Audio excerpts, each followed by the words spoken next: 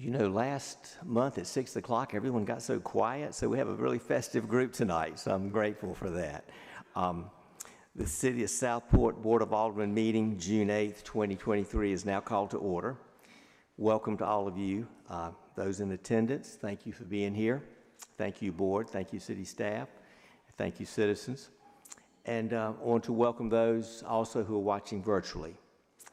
Also want to welcome tonight Mr. Bob Lipa with the State Port Pilot. This is his first assignment with the board tonight, so welcome. I hope Elliot is not leaving for adverse reasons. Good. All right. Thank you. Our invocation tonight will be Pastor Devin Varnum from Southport Baptist Church. This will be followed by the Pledge of Allegiance. Please stand.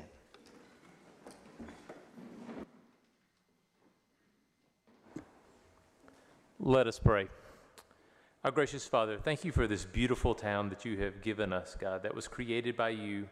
God, thank you for the officials that you have placed over us, because we know that according to your word, God, you have established them in leadership. God, we pray that you would bless them and then they would bless the people that are under them. I pray also, Father, that you would guide their steps. God, in tonight's meeting would be pleasing to you. In Jesus' name we pray. Amen.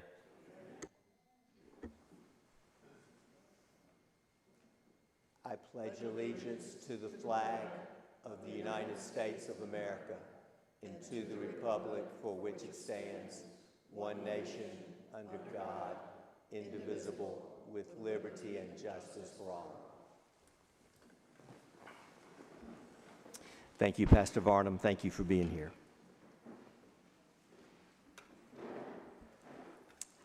Item D, our public comment. I'd like to make just a couple of comments before we start that.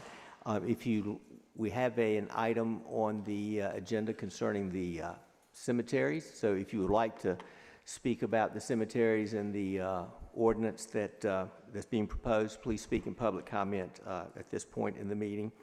And also, those with respect to conditional zoning, the only action item with that tonight is setting the public hearing. We will not be having a presentation or discussion for that, so save your comments for the public hearing that will be set next month. So, Madam Clerk. Karen Reif. Okay. All right. Okay. Thank you. Wayne Deutscher.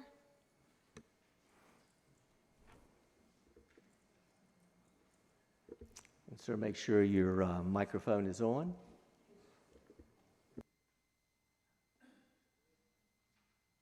Is the microphone on? It is. I'm Wayne Deutscher, 1015 Southwind Way. Hammocks. I'm the president of the HOA. One question, is there any public discussion on the Oakton development tonight? Right now, sir, is your time to speak on Oakton or whatever topic you have. First of all, I want to dispel some rumors that the streets in the hammocks are substandard and not built to town standards. That is incorrect.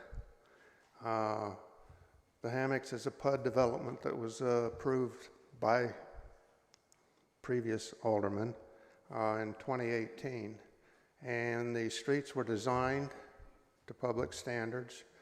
They were inspected by the town in 2021, and there were some minor issues that have been corrected, and the streets were deemed to be acceptable. At that time, the town wanted to inspect all the storm sewer system within the right-of-way to make sure they were properly installed and that they were cleaned out. That's been accomplished by Optics Incorporated. They were hired by M&M developers who developed the hammocks, and everything is okay. They TV'd all the storm sewers and cleaned them out. The problem is that the report is sitting in limbo because the bill was too expensive and the developer doesn't want to pay it, so it's between here and there. Someday, the streets will be turned over to the town. Currently, the streets are private. And in relation to the Oakton Development, I represent the opinion of about 100 voters in the town. We don't want construction traffic going on Sand Dollar into the hammocks. It's going to cause irreparable damage to the roads, and I'm sure the developer is not going to pay to have the roads repaired so that they'll be brought back up to the standards that the town wants. So we are, and I don't know what the plans are for a construction entrance to develop that property. That might be a question somebody might want to ask.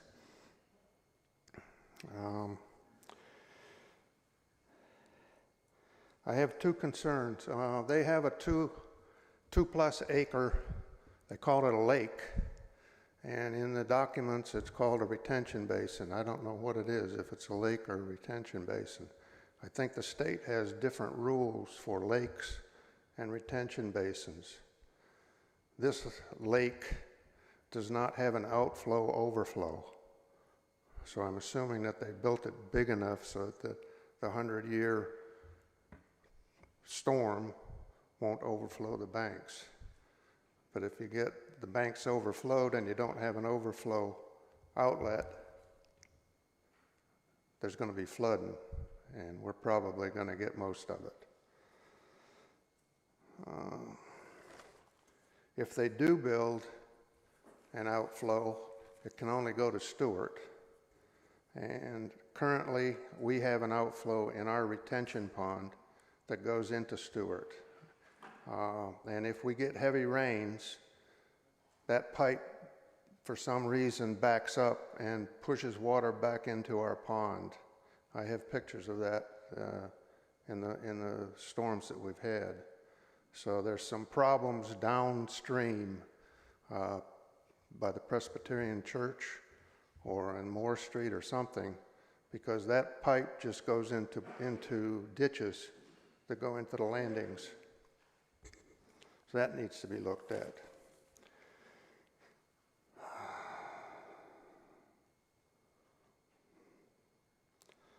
The last thing is, I guess, the entrance on Stewart Street.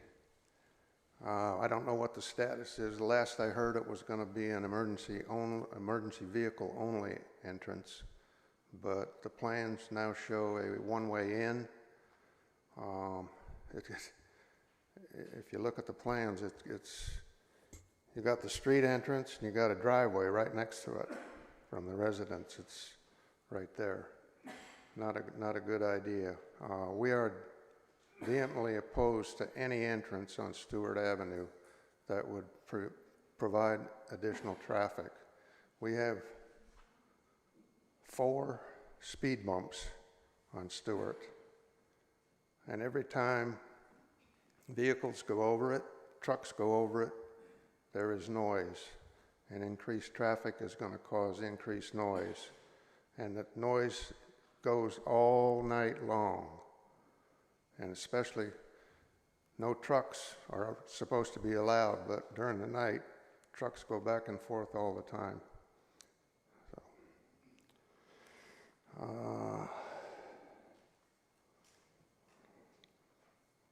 I think that's about it.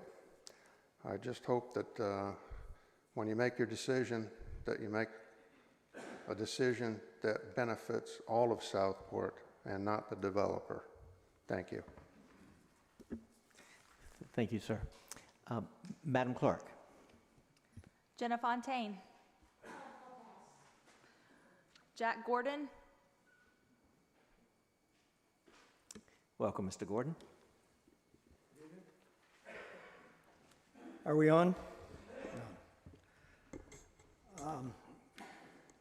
I'm going to scale back my comments because conditional zoning was one of the key things I wanted to talk about, but I have some questions. So, my name is Jack Gordon. I live in Indigo Plantation at 5920 Dutchman Creek Road. I wanted to talk about conditional zoning. I'll cut that back to just a question or two. And then road repair was the second issue. I know that CZ, if I can call conditional zoning CZ, is removed from the agenda tonight because there was no public hearing published in time. My question number one is it strictly a one-way hearing? When people come in here and comment and tell you what they think about conditional zoning, if they have a question, can the board respond and answer the question? A public hearing is a dialogue. It is Dialogue's two ways. Yes, absolutely. And those questions usually from city staff. The answers usually come from city staff. So there will be answers. Yes. That's yes. good. Second question is, can you have the public hearing and the vote at the same meeting on the same night? Yes, that is allowable. Yes. It is allowed, but is it necessary?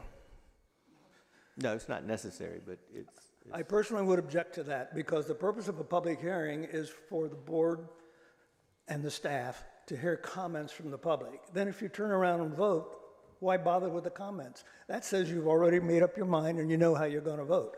I would much prefer, and that's just me talking, that the public hearing be at least 2 weeks before the next board meeting to give the board time to confer, and maybe one of you might change your mind based on some comments you heard or some questions. So that's I guess I call that a request. So the conditional zoning will be on the workshop in July. So that will be that. There's also dialogue there at that time. And then it will be, the public hearing will be at the, if this board decides that it will be at the July Board of Aldermen meeting. But the board is going to set the public hearing. If I would recommend January 2024. This has been such a contentious subject, but I think the more the public hears about it, I think understanding will come and the divisiveness will dissolve. So there's a workshop that will be in July and also a public hearing.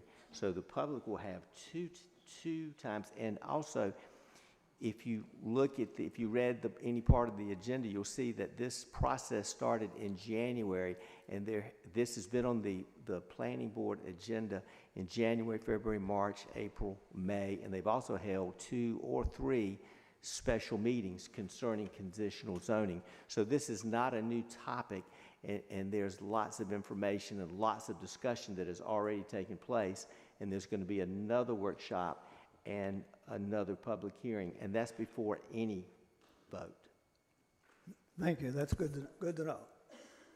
Just for clarity, though, the workshop is the agenda review workshop? Yes, that's how it works, yes. Okay. My second question involves road repair. Is there a plan to repair the roads? Is there a list of the roads that need repair with some kind of organization says this is the worst, et cetera, et cetera? And if so, when are we going to start? Now, I heard a comment, I'm not going to say who I heard it from, when I brought this up some months ago, and the comment that I heard was, we're working on road repair all the time. Well, I drive my golf cart through Southport, I walk a lot. I haven't seen any crews out there other than these magnificent crosswalks that they build at certain intersections, which are a work of art. I compliment the city on that. I just hope people don't run into them and blow out their tires because they don't know they're there. But the roads need repair, and I see nothing. So had you attended the budget hearing, you would have seen where the city has a very robust plan for the roads and that type thing. But in keeping up with it, you would see that we have to repair what's underground first before we can do the roads, especially on the west side. So it's a sort of a two-pronged attack. We'll fix potholes and areas and things like that, but to redo a whole road before you have fixed our underground sewer and water and that type thing really is not beneficial. So, but yeah, we have a very strong plan in terms of fixing the roads and money and Powell bill money and that type thing. And so there is a plan for that. I'm glad to hear that. Thank you. Yes, sir. And I'd like to thank the aldermen who returned my calls or let me talk to them about the other topic, which we're not going to talk about tonight. And Mr. Henley, he gave up 45 minutes on a busy day to try to educate me. I don't think he succeeded. I'm a little stupid, but he really taught me a lot, or told me a lot about conditional zoning, and I do appreciate that. Thank you. Thank you. Madam Clerk. Josh McGee.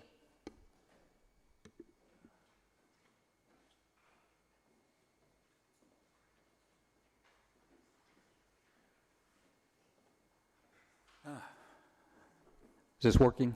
Oh my gosh, it is. Good evening, Aldermen and Mayor. I know you have a lot of business to attend to, so my comments are going to be very brief. My name is Josh McGee, and I'm really sort of dovetailing into Wayne Deutscher. So he's addressed most of the issues. I just want to focus on one item out of that whole list of things that he talked about. We have a concern that could be very expensive for the neighborhood and eventually could be expensive for the city.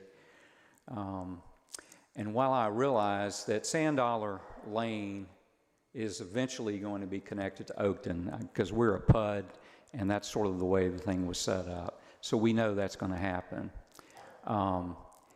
But right now, the streets are private, and the developer is not really cooperating with us at the moment. We all want to turn the streets over to the city. We've had them visually inspected. But everybody in our neighborhood is very concerned about the damage that could be done by construction traffic on Sand Dollar Lane. And so I'm an architect, so bear with me a minute. I'm a numbers guy a little bit. So I don't know if you know this, but a Caterpillar D10 dozer weighs over 171,000 pounds. A D9 loader weighs over 110,000 pounds. And both of those vehicles are used during construction for earthwork. Just a standard backhoe loader weighs about 20,000 pounds. And I'm sure everybody knows this, but in spring and summer, when you get a lot of heat on the asphalt, it has the ability to soften somewhat. And so if you run a 171,000 pound vehicle over it, chances are it's going to rut, it's going to get cracks, you're going to get water down into the base, and you're going to have to rebuild it. We're just trying to avoid that. And so the only thing I'm really asking on behalf of the hammocks and for the city is that when you approve Oakton, which I think you probably will, that you put a condition on it that there's no construction traffic allowed on Sand Dollar. That's my whole comment. So thank you very much. Madam Clerk. Maria Swanson.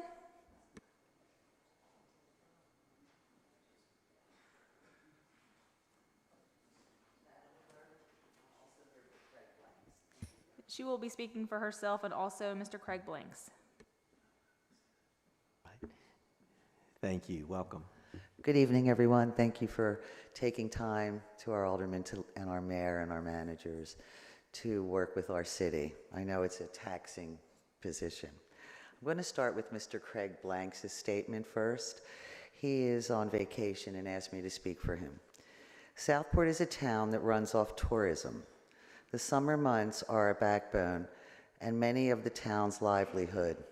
We depend on tourists to visit our town and enjoy what our little seaside community has to offer. Ultimately, they are the backbone that keeps our society running.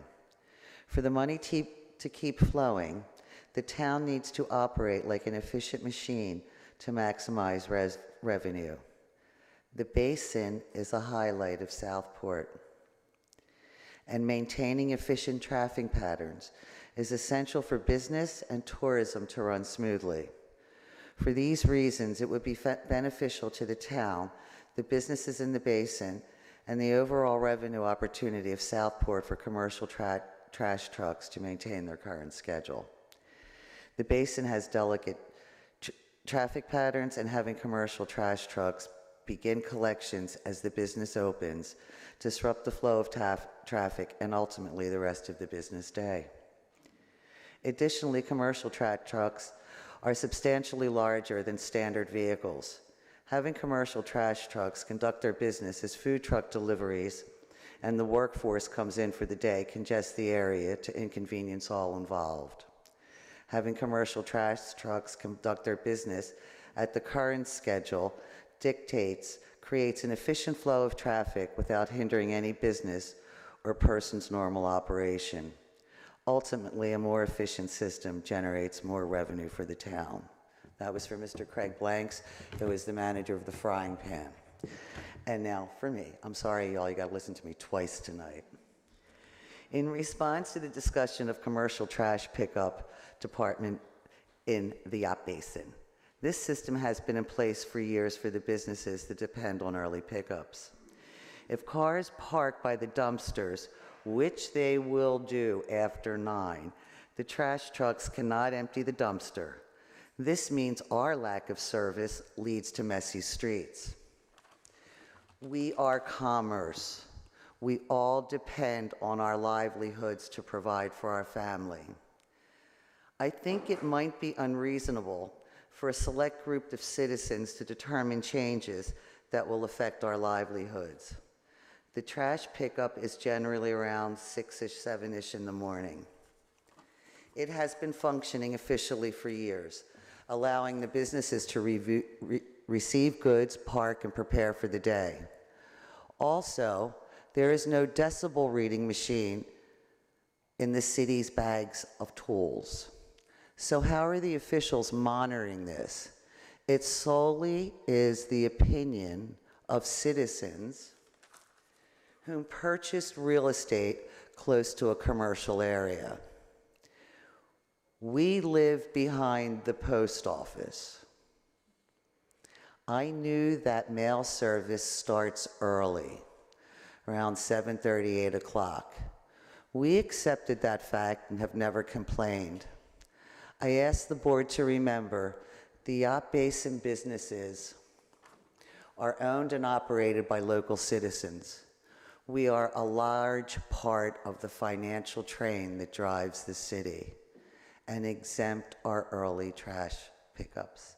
Thank you. Have a pleasant evening. Thank you, Ms. Swanson. Madam Clerk.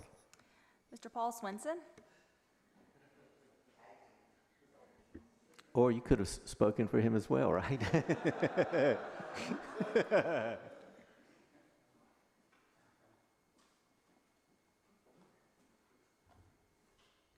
Paul Swanson, 107 North Atlantic Avenue. It's always a tough act to follow the wife.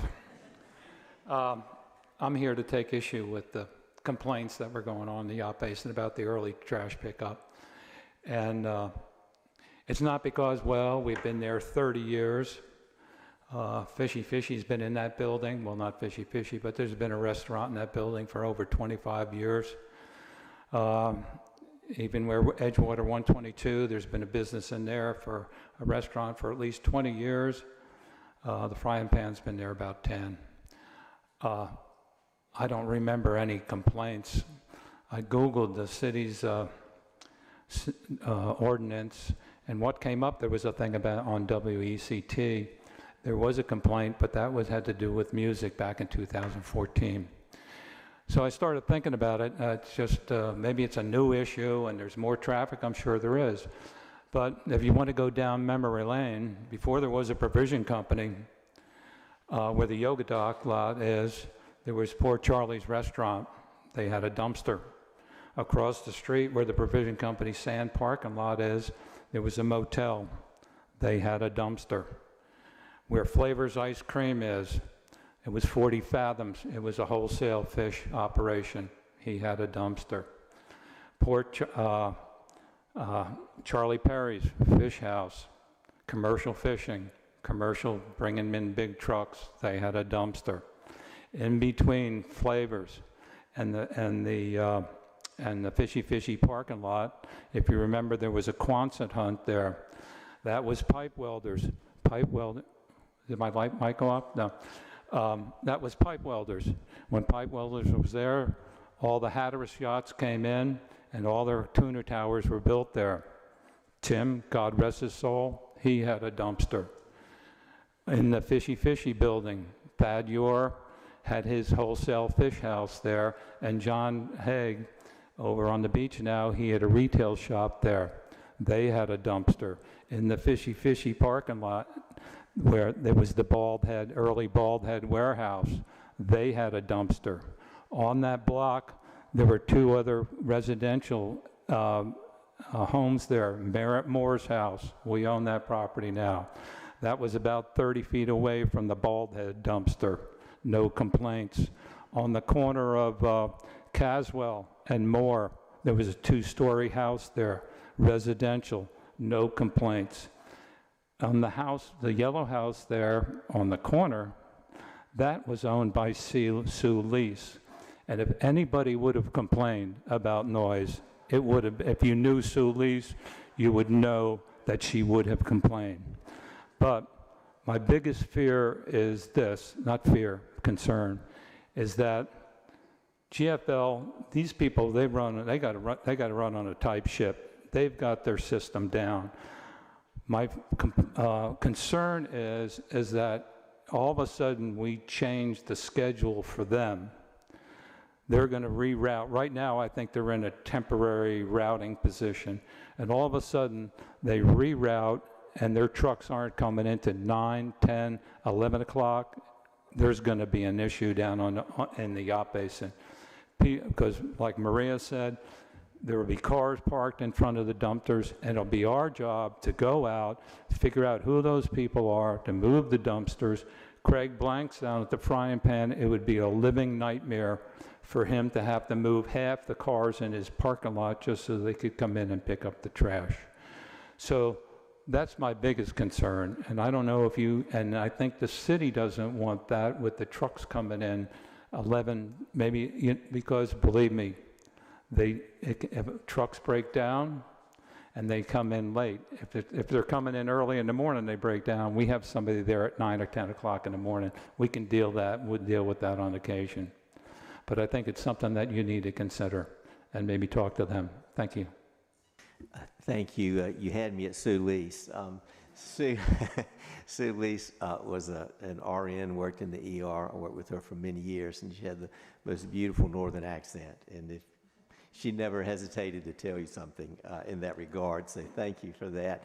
And at our workshop, this was discussed, and we'll have more discussion on it, but the board had suggested to exempt trash pickup and our city sweeper, the one that we're going to name after Alderman Davis one day. So those will be exempt. And so from the noise ordinance, that's what I gleaned from our workshop. So that should be changed in the noise ordinance, which is on the agenda tonight. So thank you for your comments. And I agree we need an efficient yacht basin, and that is an industry that it is the economic engine, one of the economic engines of our city. So thank you for speaking. Madam Clerk. Laura Sharkey.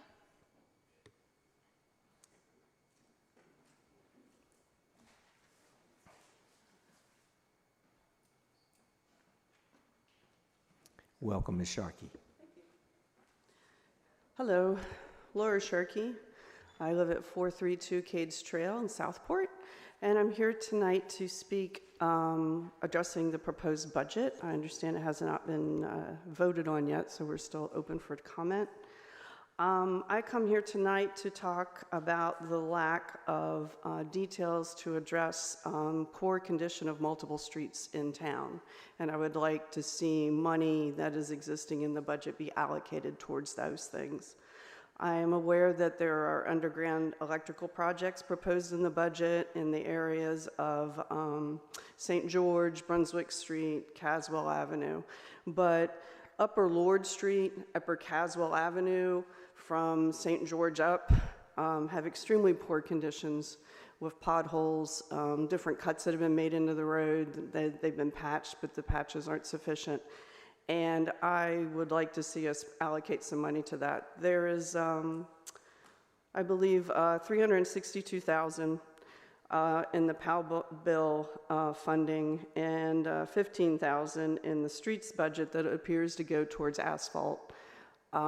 That's not going to go very far, particularly if we entertain buying a truck with some of that money. So you're not going to have a very good balance for actually any repairs. We could use those repairs now, and I'm also aware that we have studies underway for line, water line replacement, sewer replacement, so on and so forth, but we also had those supposed studies underway about 3 years ago.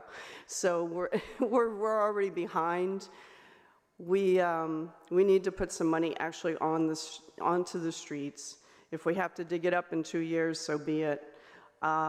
There was proposal, I think, in the CIP that hasn't been decided, but I understand the CIP maybe of allocating $50,000 for a parking study.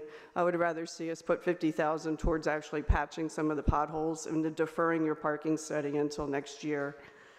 There is it's just not safe to share the road these days right now with the way those streets are.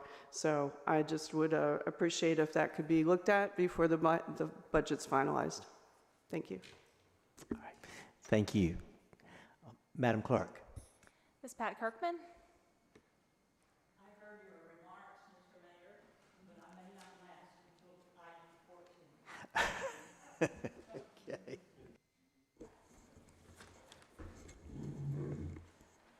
I'm Pat Kirkman, a 27-year resident of 119 Park Avenue. And I come to you this evening with some very good news. This will be my last public comments on the subject of city cemeteries. Since June of last year, I have stood here at 10 Board of Aldermen meetings to advocate for the maintenance and preservation of the properties, the reevaluation of the cemetery ordinances, better control of cemetery record keeping, and adequate budget consideration. I am aware of the undertone of groaning and the rolling of eyes when I walk up here each month. And I am aware that I have earned the reputation of persona non grata with you and the staff at City Hall. But now things have made a turn for the better. At the end of tonight's agenda, you will hear a proposal from the Mayor's ad hoc committee to move forward with the establishment of a Southport Cemetery Committee. Please vote yes. I anticipate the committee will be able to get a good handle on the entire operation. Another positive change is the naming of Ms. Tanya Shannon as the next superintendent of cemeteries. Her work is cut out for her, and I'm sure that she will be up to the challenge. Good luck, Ms. Shannon. I would like to give a final nod to Mr. Tom Stanley and the extra work that his crews have done this year to make especially the old Smithville burying grounds a more pleasant and safer environment for our citizens and the many tourists who enjoy walks in our historical cemetery. Thank you, Mr. Stanley.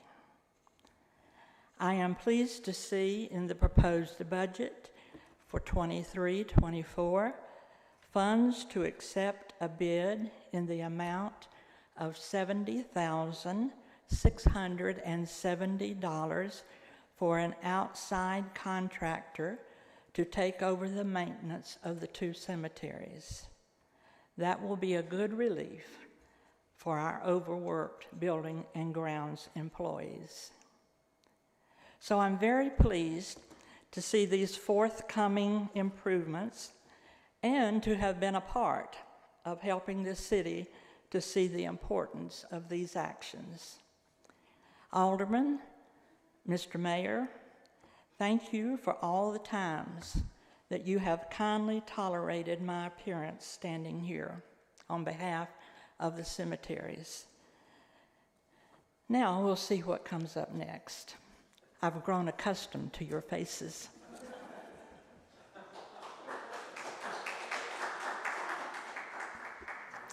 As we have yours. And we are happy that you have been so persistent. And the cemeteries are important to me as mayor for the historic significance, and to our board and Public Services, Tom Stanley, for a number of years now. We have put a lot of work into that cemetery, to both cemeteries. And if you look at the work that's been done just in the last 18 months, compared to when you read that Whittler's Bench from 30 years ago, you see a marked improvement. It will continue to improve. This is a long-term project, and thank you for your perseverance and your comments. And please speak about something next month. You just keep coming. Whatever will be fine with us. You're always welcome. Madam Clerk. The only other comment I have, sir, was one that was emailed to me regarding conditional zoning. Would you like me to hold off on that? Yes, please. Is there anyone else that is here that would like to speak but did not sign up? Be happy for you to speak. Okay, great. Thank you. Very good comments. Next, I would like to read the ethics statement. If any members know of any conflict of interest or the appearance of a conflict of interest concerning matters on the agenda, please so state at this time. Any conflicts? Okay, thank you, Board. Item E, approval of the agenda. And what I would like to recommend is that you'll see in the consent agenda, item 9, letter of support for Unique Places to Save Land Acquisition. There's I think a virtual video that comes with that. Is that correct, Madam Clerk? And so what we will do that first on the agenda, item 1, then we'll go to code enforcement update. So we'll start with that and with that letter, and then move forward. We have a number of items on our agenda tonight. So I'll entertain a motion to approve the agenda. So move as amended. As amended. Is there, Mayor Pro Tem, is there a second?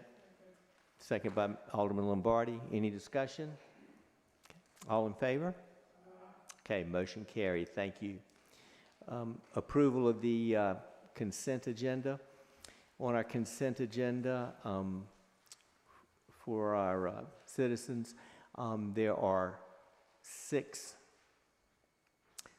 board minutes that are contained in the consent agenda from the special budget meetings, April 24th, May 1st, our agenda review and workshop, May 5th, then our regular Board of Aldermen meeting minutes, May 11th, then the special budget workshop, May 10th, and then the minutes from the closed session, May 10th. We also have on restrictive covenants for Taylor Field, and basically what that is, this is the old ball fields, and there needs to be an easement for storm debris to be brought to that field. This is land that's owned by Ballhead Island. Mayor, there's 2 separate items. I'm sorry? There's 2 separate items. The restrictive covenants for Taylor Field is for the part of yeah, grant. I apologize. Yeah, yes. Yes. So what has happened is I have the agenda that I printed, and then there's the one that's numbered differently, so I apologize for that. So anyway, I'll talk about the one that I've started on. This would be easement agreement for the storm debris. So the easement is the right to use land belonging to another, and that land is owned by Ballhead Island. And this is the old Stevens Park and the old ball fields. And so by voting for the consent agenda, we'll be allowed to use this land to put our debris there until we set up a more permanent spot, which is the city is looking at property at Sunny Point. So that is that for the for our citizens. Then the restrictive covenants for Taylor Field. Okay. In order to accept this PARTIF grant, Parks and Rec Trust Fund grant, you have to have a covenant, and that is imposing a restriction on the use of land so that the value and the enjoyment of the adjoining land will be preserved. So basically, it limits the way you can use the property. And so this property has to be used for Parks and Rec purposes and that type thing, and nothing else. So in order to receive that money, that matching fund, then this covenant has to be in place. So that is those two items there. And then item a reappointment of Jim Powell to Ballhead Island Authority. This has been the recommendation from the Ballhead Island Transit Authority. They would like to have him back on the board. He has years of experience working for Ballhead Island Limited, and he would like to continue serving that in that capacity. So I will entertain a motion to approve the minutes and those other items I just mentioned for the consent agenda. So moved. Motion by Mayor Pro Tem. Is there a second? Second by Alderman Davis. Any further discussion? Okay, all in favor? Okay, motion carried. The consent agenda is approved. Thank you.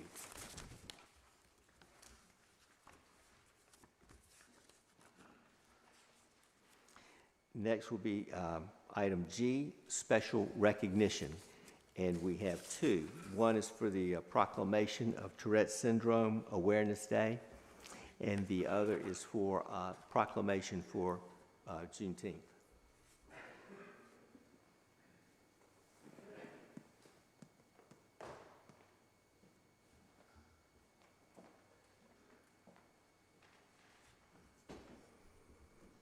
Whereas Tourette's syndrome is an inherited neurological disorder that is characterized by involuntary physical and vocal tics that occur many times a day.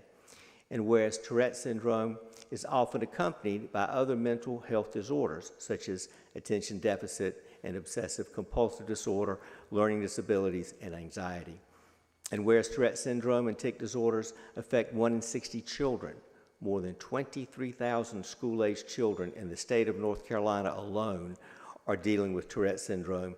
And although some of these cases are aided by medication, there's no standard treatment and no known cure for the disorder. Whereas there's an important need for more professional help with interest and expertise to identify, counsel, and treat people with Tourette's syndrome, a disorder that is often misdiagnosed and misunderstood. And whereas positive actions to assist children and families living with Tourette's syndrome would result from a broadening of public and professional knowledge and acceptance of Tourette's syndrome. And whereas the Tourette Association of America is actively providing services to families, educating medical professionals and teachers, and supporting research to better understand the signs and treatments of Tourette's syndrome. Now, therefore, be it resolved that June 4th, 2023 will be recognized as Tourette's Syndrome Awareness Day in the city of Southport as a special day to promote understanding, compassion, and acceptance for all of our fellow citizens who deserve and need our support to break the stigma that surrounds Tourette's syndrome. The family that requested this proclamation could not be here tonight, but I will meet them at a later time to present the proclamation to them. Our second proclamation is the celebrating the anniversary of Juneteenth, and anyone from the committee that would like to come up, I'll present the proclamation to them. And this celebration will be on June 17th, Saturday, and we'll start with the parade at the ILA Hall. Is that correct, Ms. Jackson? Okay, thank you. Whereas President Abraham Lincoln signed the Emancipation Proclamation on January 1st, 1863, the first step in abolishing slavery in the United States of America. And whereas word about the signing of the Emancipation Proclamation was delayed some 2½ years to June 19th, 1865, in reaching authorities and African Americans in South and Southwestern United States. Whereas the news reached Texas when Union General Gordon Granger arrived in Galveston Bay with Union troops, it was on June 19th, 1865, that he announced, and I quote, "The people of Texas are informed that in accordance with a proclamation from the Executive of the United States, all slaves are free."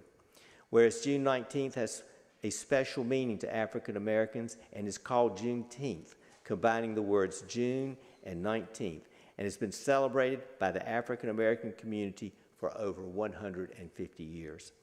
Whereas Juneteenth commemorates African American freedom and celebrates the successes gained through education and greater opportunity.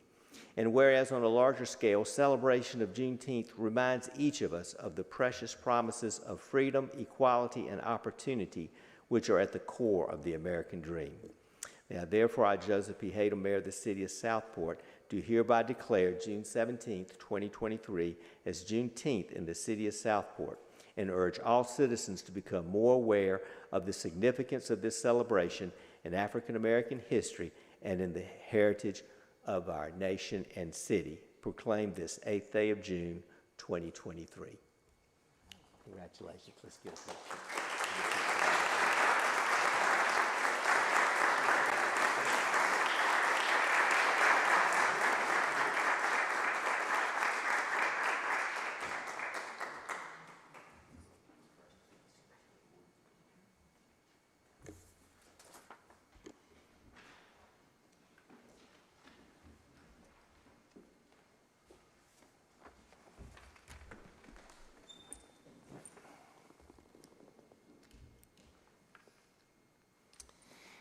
Our agenda, item H1, and that will be, as I stated, the letter of support for Unique Places to Save Land Acquisition.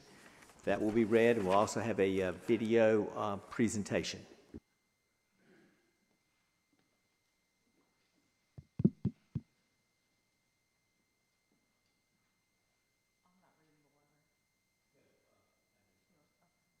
Madam Clerk, you want to go ahead and read the letter, and then we'll watch the video.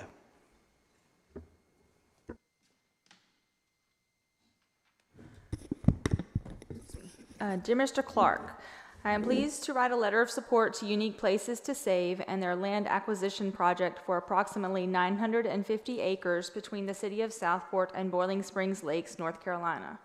The City of Southport Board of Aldermen, the staff, and residents deeply value conservation efforts that have made it a priority to help protect all the natural resources and beauty available in this region.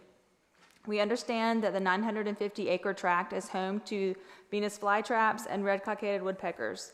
In addition, the property is important to water quality because it contributes to the headwaters of Orton Creek and the Castlehane Aquifer. If Unique Places to Save can acquire the property, it will be added to the existing 400 acres of land donated in 2018 and will become part of the continued efforts to protect the native species of the region for the future. The Board of Aldermen for the City of Southport fully supports Unique Places to Save as they seek external funding to acquire the 950 acres. Any programs that help protect the region's natural resources will benefit all residents, visitors, and the community at large for years to come.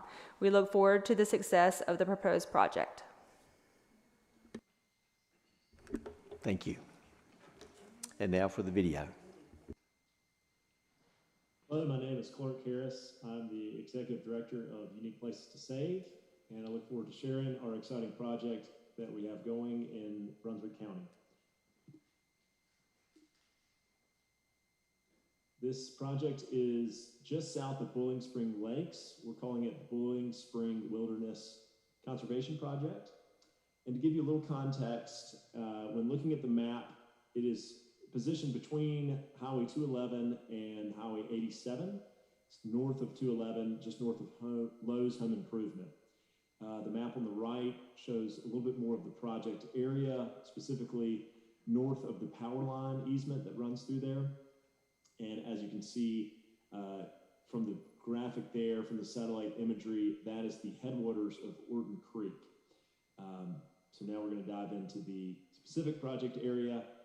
We are talking about assembling 950 acres within the red boundary you see here, north of the yellow line. The yellow line is the power line I referred to.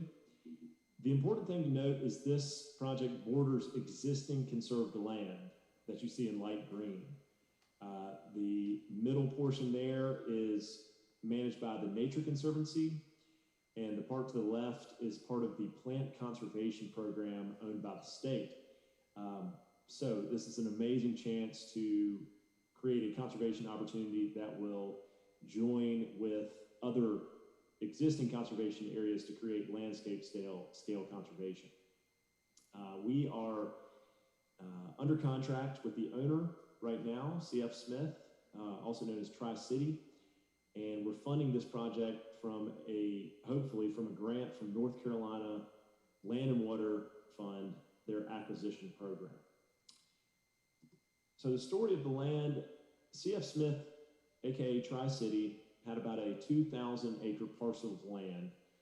They partnered with Unique Places to Save to identify conservation opportunities. In 2018, they donated roughly 400 acres of uplands to us for the purposes of getting tax write-offs. This was all north of the power line. This was a phase 2 project. And at the time, they felt like that was the best path forward. In 2023, the opportunity came up to buy the surrounding wetlands from the parcels that were donated to us to assemble this 950 acres. Now, everything south of the power line is currently being developed. It's looking at a lot of residential property. There's some other potential options. So if we don't make a move on this, it is likely that they'll eventually move north of the power line to develop this land as well. So projected timeline, we hope to close on the property in September. That is when the North Carolina Land and Water Fund will make their granting decisions. So if we get the green light, we'll move forward with closing on the property and go into next year, 2024, where we will put a state-held conservation easement over the entire 950 acres. We'll also be seeking a long-term owner. We are set up to own this in perpetuity, but we would prefer to hand it off to an appropriate entity. We don't yet know what that is. We've got plenty of time to figure that out. If, again, we own several parcels of land, if we need to be the owners, that's no problem. This is a unique area that will need prescribed fire burns and a lot of management, so we hope to partner with other nonprofits and people who can manage that property. Benefits of conservation in the area. Water quality is huge. A lot of this project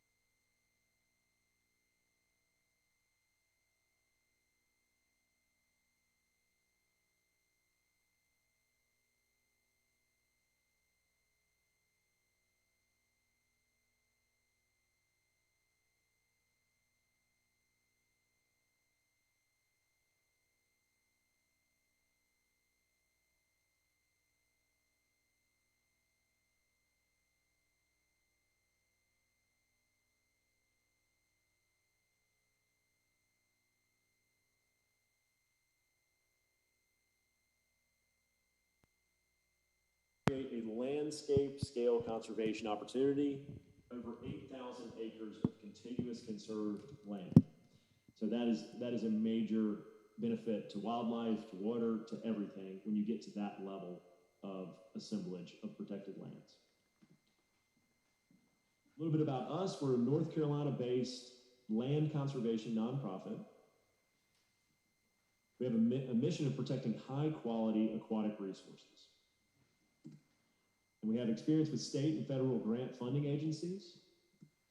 We're currently working on a project at Eagles Island near downtown Wilmington to restore Alligator Creek, which feeds into the Cape Fear River there. This is a multi-million-dollar restoration project with a grant from the National Oceanic Atmosphere Administration.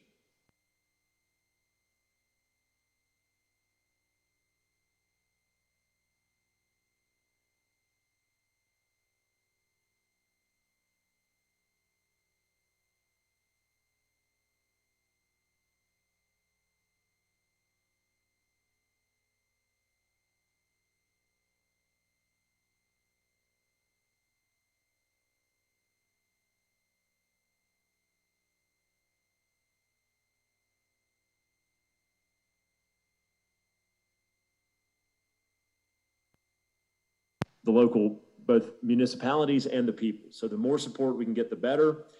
We plan on going to all the other adjacent communities, hoping that Southport will be kind of the anchor of that support, and then we can go get surrounding support from everyone else that has a stake in this. Also, connections to funding sources. There's a lot of philanthropists and conservation entities in the area. As this is such a worthy project, we're always looking for introductions, warm intros, just ways to collaborate as we want to work together to increase the odds of success for the project. So thank you for your time and consideration today, and we hope we have an opportunity to work with you on conserving this valuable piece of property in your area. Take care. Thank you again.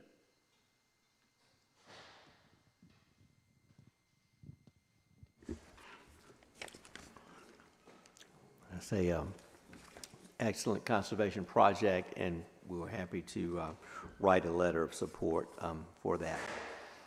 The next item on the agenda is the code enforcement update from Chris Curry. And with the code enforcement, I like to think of it as cooperative, collaborative effort with our citizens. We do not want to destroy the individuality of our citizens and the uniqueness of our neighborhoods. We want to work together and want to give our citizens time that they need to come into compliance. We're looking at safety, we're looking at aesthetics, of course, common sense. So we want to use good judgment as well as we work through this project. So I'm looking forward to the presentation and discussion. So thank you, Chris. Yes, sir. Appreciate that. Good evening, Mayor and Council and everyone that's present. I just want to bring your attention down to the highlights here that's in front of you. In just the first short month, we've opened up 40 cases. That means 40 notices were sent out. 23 of those cases are abated at present. 7 cases there was no progress, and there was 10 that are in progress, meaning that the property owners are working towards the abatement process. 7 notice of hearings will be sent out this week, and 31 signs are picked up. Inspection follow-ups and in-person meetings or attempted in-person meetings were made with all violators. What that means is we either knocked on your door, left a card on your door, or tried to make some kind of contact with you before you received one of our letters. One of the addresses on North Lord Street, the back half of the home had collapsed. The owner demolished the back half, remodeled the back half in just 2 short weeks of receiving my notice. So I just want to say kudos to that property owner. There's an address on East Owen Street. The family is looking to have this home demolished possibly, so they're taking bids right now to have this property demolished. Last thing I want to say is that I've been meeting with multiple citizens and business owners, garnering a great relationship. What that means is I'm going into every restaurant in this community. One of the business owners was standing up here earlier, who I met, while I was visiting another restaurant. And what I've been doing is going in these restaurants, eating in these places, leaving my card behind, and just introducing myself to all the property or business owners of these establishments, trying to build that relationship. Again, that alliance, okay?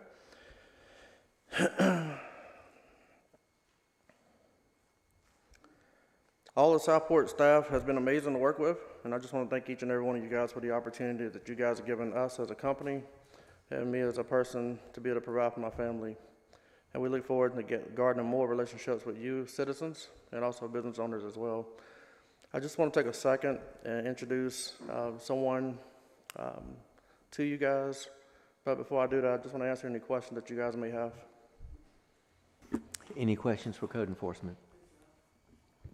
Yeah, Chris, no questions, but you and I have talked several times since you've taken this up, and I really appreciate everything you're doing.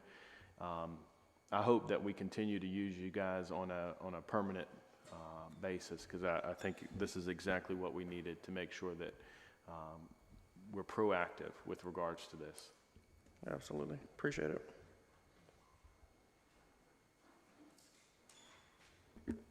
Anyone else? Okay, great. Again, I just want to introduce someone to you. You're more than welcome to come up. The person I'm going to introduce you guys, his name is Chris Reed. Chris Reed is a personal friend of mine we've been friends for about 15 or 16 years. He comes to us with 19 years of law enforcement experience with Randolph County Sheriff's Department. And he works with us full time. So you'll be seeing my face probably 80% of the time and probably 20% of him. But he and I are the two people you guys will see in this community building these relationships with your local citizens and business owners. So I just want to take a second so I can just say hello to you guys before we part ways. Thank y'all again. Looking forward to meeting everyone and working with everyone, the citizens, the board, the mayor, aldermen, council members. So far, we're doing really good, I think. We're making a pretty good impact. Still have some violations, but everybody's working on it to fix it. This is great. Awesome town. Love the people. Love the town. Thank you. Looking forward to everybody meeting. Mayor, can I ask a quick Please, question? absolutely. And I don't know if the Chris's should answer this or Bonnie should, but so if the citizens have a question or want to make an inquiry, file a complaint, or whatever you want to call it on some type of a code enforcement, should they contact the Chris's? Should they contact City Hall, or what's the method for getting that done? There's actually two ways to do it, and it's all listed on our website. I think the preferred way is to go through Alliance, and then there's a link right on the website where you can actually go and report whatever the issues are. But the other way is always, you could call Travis in Development Services, you could call Dora, you could call myself. So there's a couple of options, but everything is listed on the website on how best to get that complaint to us. Yeah, and I'll add one. The town has put in a transfer link, so if you call the town, they can transfer you right to my cell phone. So, and I just want to mention one last thing about this. The 10 abatements that are in progress, those 10 as of today are completely abated. So you'll see it on the next month's report, which is amazing. The town is responding.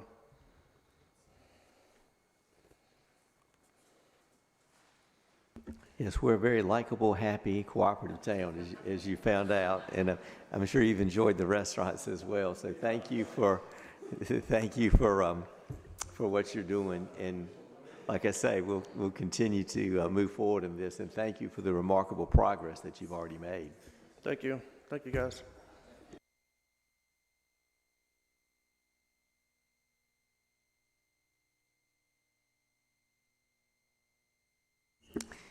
Next item on our agenda is a resolution to adopt the remote participation policy. And this is for times when aldermen cannot be here in person for whatever reason, and their reasons will be listed. And I'll call on our city manager to review the policy. Yes, since I've been here, I've had a number of requests from board members about trying to put together a remote participation policy for those who are out for whatever reason, cannot be here, but still want to take place. I've worked in other communities where they have it. It works very well. I worked with Attorney Herman, the city attorney, to get one put together, which is the one you're seeing in front of you, kind of a model policy. And I think it's a great idea. So far tonight, we have one of our aldermen on here remotely, and it's working great, because we were a little nervous sound-wise and everything, and if this would work, but it's working. So if you have any questions, I just think it's, God used to do it a lot during COVID, so I think it's the way to go for those who can't be here. Any questions for the manager or any comments concerning this new policy? I just have a couple observations, and then I have a couple questions in the policy. One, I honor Alderman Alt for wanting to be remote from halfway around the world, so I'm glad he was able to join us, and I appreciate this policy. If I can't be here, though, I don't want it assumed that I'll be remoting in. So just want to be clear about that. If I can't be here, I can't be here. So that's me, and I trust that we'll have a quorum and they will persevere on with the work of the city, my fellow board members. That said, I had a couple of questions about it's in the attachment. I guess I was going to say scheduling conflict seemed like an odd reason when you've got all the out-of-town travel and all that. It seems sort of to me to be kind of frivolous, for lack of a better way to say that. And then on procedural under number 1, where it says notify the city clerk at least 24 hours in advance, I think, and I don't know if anybody else thinks this, but I think it would be better if it was 72 hours, but only because I think it's a burden on staff to try to figure that out necessarily. So, so that would be my only 2 questions. Both of those, I can't, that's really up to the board. I mean, it's not a question that I can answer. It's up to you guys what you want to do with that. Okay, any other comments or questions? Yes, I understand your concern about the 72 hours, but since illness is one of them, you can get sick day before or even the morning of a time when you're supposed to be somewhere. So I think 72 hours is pushing it. I'd like to stay at 24. If you're sick, you shouldn't be working. I'm just saying, I just feel like that's sort of a burden, like I said, on staff, but whatever. I agree and can support your thoughts on that. If you're sick, don't show up and don't, get well, get better. But if you have a holiday or something that you're going to take, I understand, and you have more than enough time to. Mr. Alt planned this trip 2 years ago, so he would have been more than willing to give 72-hour notice. I don't think that's a problem. Well, and I'm going to assume that if you came up, 24 hours before one of us, something happened 24 hours before the meeting and staff was able to, they would still make the arrangements for us to participate remotely. I'm assuming this isn't some kind of hard and fast drop dead date that is immutable. No, it wouldn't be. And also, I mean, the perfect example is, you test positive for COVID, but you feel fine. You should be able to, it's kind of relevant today for some of us here, but yeah, it should be fine. So, we'll work with people. I mean, does the 24-hour give staff any heartburn?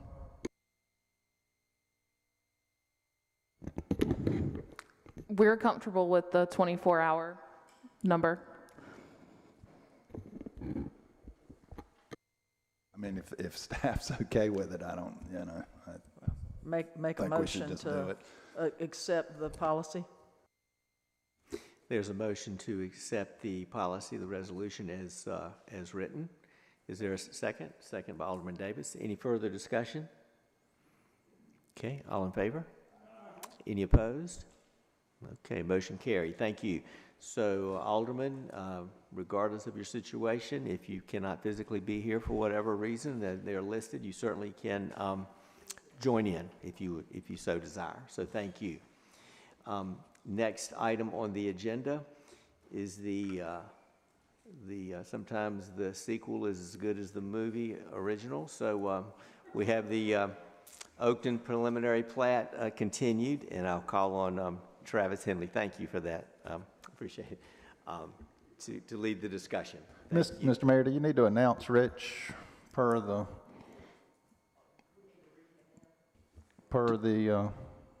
if that's resolution we just adopted? I think it Is that- doesn't it that- say yes. that it's announced, we're supposed to announce that Okay. he's here?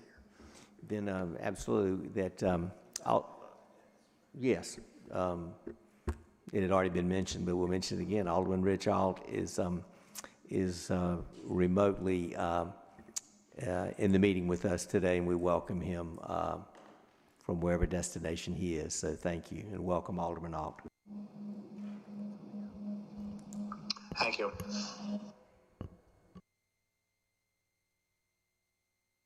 I think that extra sound was Alderman Alt.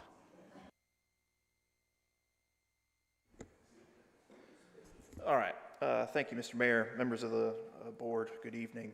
Before you again tonight is the preliminary plat for the subdivision known as Oakton. This was presented at your last meeting and then tabled. As a reminder, it is a preliminary plat for a 42-lot subdivision located in the R10 zoning district on approximately 20.51 acres. Subject property is bounded by Fodale, East Leonard, Stewart, and the Hammocks subdivision. The proposal is in front of you again tonight. There have been no changes to the proposed preliminary plat compared to what you saw at your May meeting. Staff is available to answer any questions the board may have, and the applicant is here as well. Any questions for Mr. Henley? I have just a couple to make sure I understand, and really because citizens have asked me questions about the stormwater and the stormwater pond that the Hammocks citizens were also talking about. Is the work around all that and the engineering of that will come later? Yes, ma'am, that's correct. And so that there's been some concern about the proximity of the new stormwater pond to the existing one in the Hammocks, but all of that will come from an engineering study. Yes. Okay, and so that, just wanted to make sure that stays in the conversation because of the sandy soils and substrates there. And then also, I guess the question of construction traffic on Sand Dollar, is that something that we can ask? Yes, and to that point, I'll actually call on the applicant to come to the podium if they'd be so kind.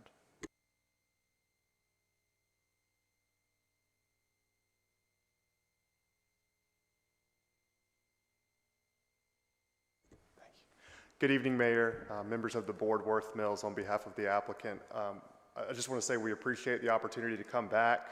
We've had further discussions with the planning staff, with Mr. Herman, and we really do appreciate your ability to postpone this and let us come back, and also the comments that we heard both last meeting and this afternoon. To that end, we are in support of a condition that would prohibit construction traffic coming from the Hammock subdivision via Sand Dollar, and so we would support a condition to that end. Thank you. Travis, I think that most people who were here at the last meeting assumed that we were going to go back and have some conversation about the changes that we were recommending. How did those conversations go? Well, we had, myself and Bonnie had multiple conversations with the applicant, and the applicant went back to their team and considered some of those changes, but ultimately was not willing to commit to those changes. At this point, from the perspective of the approval of the preliminary plat. Whether they end up being able to speak to some of those changes down the road remains to be seen. But at this point, from the standpoint of the approval of the preliminary plat, so the conversation about the one-way road becoming a pedestrian corridor or emergency only. Talk to me a little bit about how that conversation went, if you don't mind. Well, Go. You want me to do it, or you want to do it? It doesn't matter. go for it. We discussed it. I mean, I brought it up. They heard the concerns, but at this point, there is no commitment on their part. So at this point, they're not willing to do that.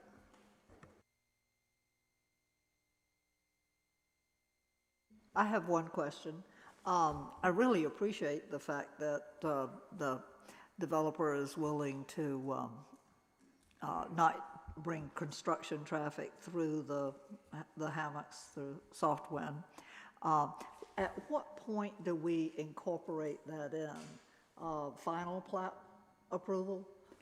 It would actually, my recommendation, and Brady, feel free to jump in as well, but my recommendation would be to, in a motion to approve the project, include explicitly the condition of approval that construction traffic is prohibited from entering the site via the hammocks. Yeah, that's fine. And I don't know, just to err on the side of caution, typically we like these to be in writing and sort of signed off by the developer as well. So obviously, if you all are saying that you're committed to that, I don't see there being a problem if you're okay, yeah. But a motion will be fine as well. Yeah.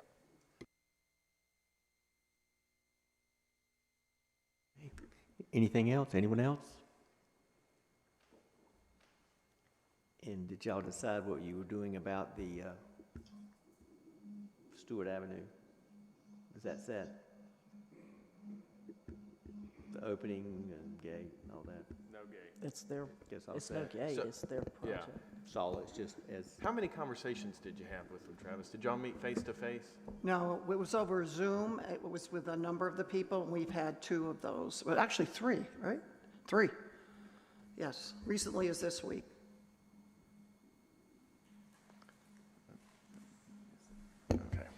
I'm trying to better understand the context of those conversations, but I don't think I'm going to. Well, I think where they're coming from, I don't want to speak for them, is that they don't have to commit to that right now. And so they're not willing to do that right now. I mean, the only other comment that was made was they feel that through the listening sessions that were held with planning and zoning and hearing the residents, that they have made quite a few concessions already. And so at this point, all they're saying is we are not willing to commit to that, nor do we have to. So. All right, thank you. So entertain a motion.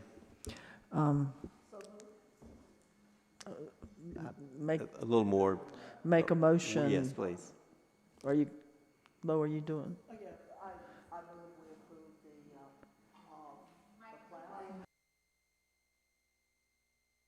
Okay. Let me word this properly here.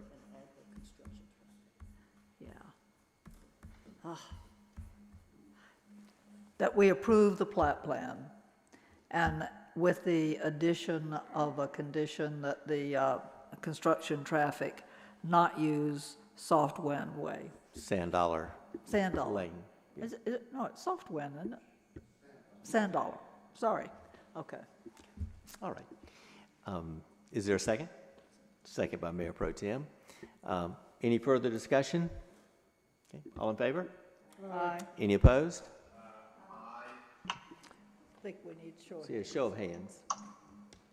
For what? For approval? Approval. All approved? Show of hands? 1, 2, 3, 4. And those opposed? Alderman Alt and Alderman Carroll. So 4-2. So motion carried. Thank you. All right. Thank you, Mr. Henley. Alderman Alt voted to approve. He voted to approve. To approve. Yes. But you had your hands up with. His vote was delayed on the Wi-Fi. Oh. Because he's on a ship, remember? Gotcha. No, That is my fault. I know he's not here. I take responsibility for that. I know he's not here, but you raised your hand at the wrong time. So that is a correction. Okay. Alderman Alt voted to approve. Okay, so it'd be 5-1. Okay. All right. Thank you. The next item on the agenda is the American Flood Coalition. Yes, this was something I had read in the Brunswick Beacon about the Holden Beach had joined this organization, which I had never heard of. And the more I researched this, I found an opportunity for Southport. And so many of the coastal communities are already involved up and down the coast of North Carolina. And basically this organization, I mean, there's no fee or anything involved with this. It supports any issues that they could help communities address the flooding that's going on. They can be of assistance in helping communities address areas that might be prone to flooding. They also are available to help with funding and also list grant opportunities that we may be able to apply for that could help us with a flood. So I had Travis Henley and Tom Zilniak, our part-time engineer, do some research on the group, and I think it's a win-win. You'd be crazy not to join up with this group, as it would only be a helpful tool for us in the future, and it's an asset for the city of Southport. Yeah, there's an excellent presentation and notes in your agenda packet, and one of the many of the items that caught my eye, one of them was that they said that for every dollar spent on disaster prevention saves up to $7 in recovery costs. So I think this is really a very important project. I'm glad, City Manager, you brought this to our attention so that we can discuss it. Any questions for the manager? I've got one. I mean, is there any downside to doing this? Not that I'm aware of.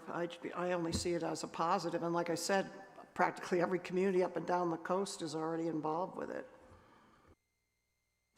I will, if there's no further questions, I will certainly entertain a motion to accept the resolution to join the American Flood Coalition. I'll make a motion to approve the resolution for the city to become a member of the American Flood Coalition. Motion by Alderman Carroll. Is there a second? Second by Mayor Pro Tem and Alderman Davis. It was a tie. Any further discussion? Okay. All in favor? Aye. Any opposed? Okay. I approve. Okay, good. All right. Mr. Alder approves. Good. All right. Motion carried unanimously. Thank you. Next will be a important topic and adoption of our fund balance. And this is particularly important because today is Mr. Gross's birthday. And so we send him a sympathy card because he's here and a birthday card for his birthday and wish you many, many more. So thank you, sir. I call on you to come up and lead the discussion. Or Bonnie Theron, either one. Just really quickly, I'm sure all of you on the board know how dismayed I had been when I got here and the lack of policies and procedures. So this is the first of one of many you are going to start seeing of financial policies. And this has to do with the fund balance, which we've been talking about so much during the budget time. I'll have Paul do an overview for you. But right now, the list of financial policies we'll be bringing right now, Paul has developed at least 23 we'll be bringing in the next few months. So, Mr. Birthday Guy, you're up.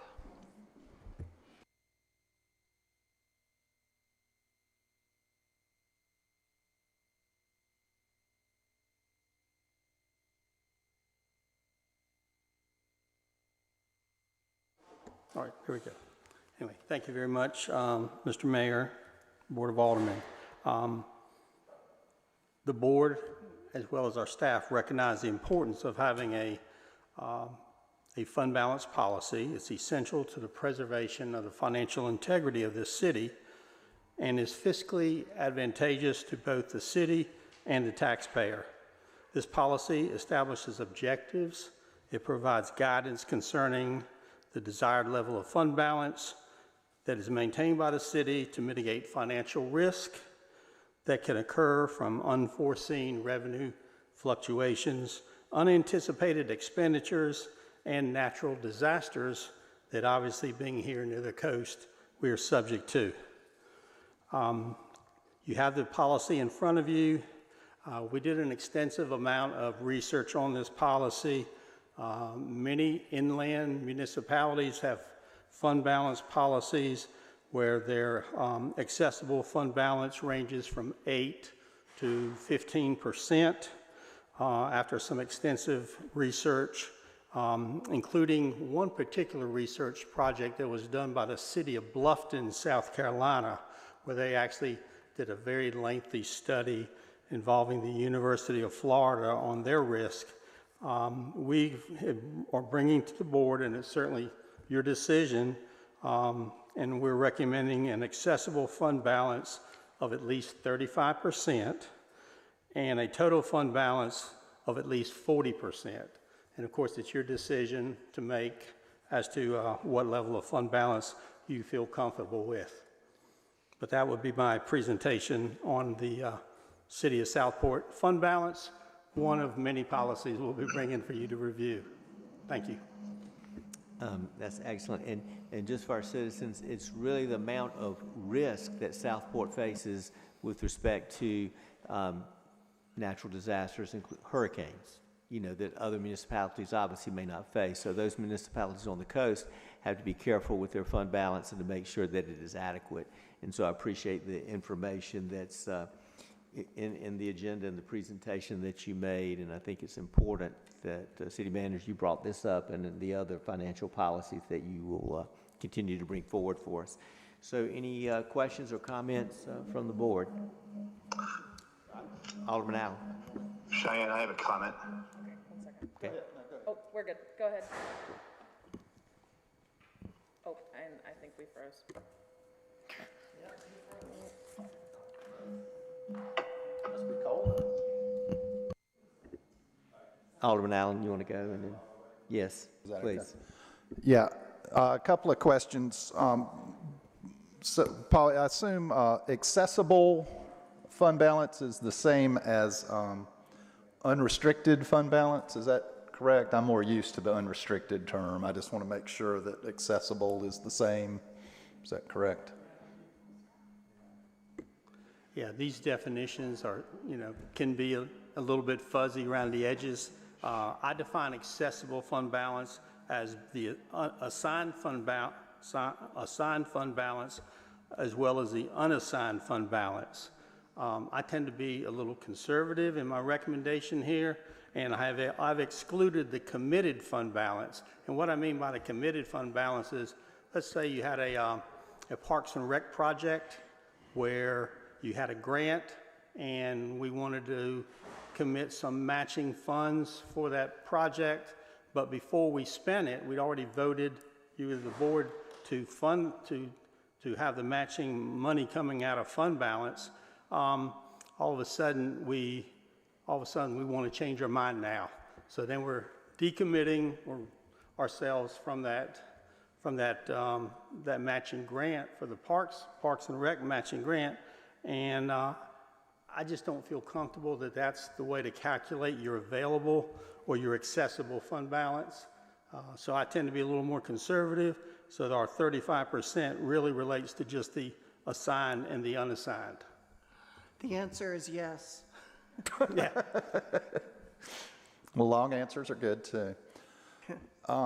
Okay. I'm not sure I'm completely. So can we, if we set this policy, what happens if our fund balance exceeds the amounts and the percentages in there? There's no issue. No, with that. it doesn't. No. It doesn't automatically kick out or anything like that. So No. we're free to have more, I Right. guess is my question. What the LGC and the bond rating agencies, if you went for bonds, they want to know that you have a fund balance that at least what's the word I want to use? You are committed to no lower than. Okay. Well, I'm fine with that. I mean, I would definitely view 35% as kind of the bare minimum, frankly. But And that the policy says at least in the language. So I certainly agree with you, Mr. Allen.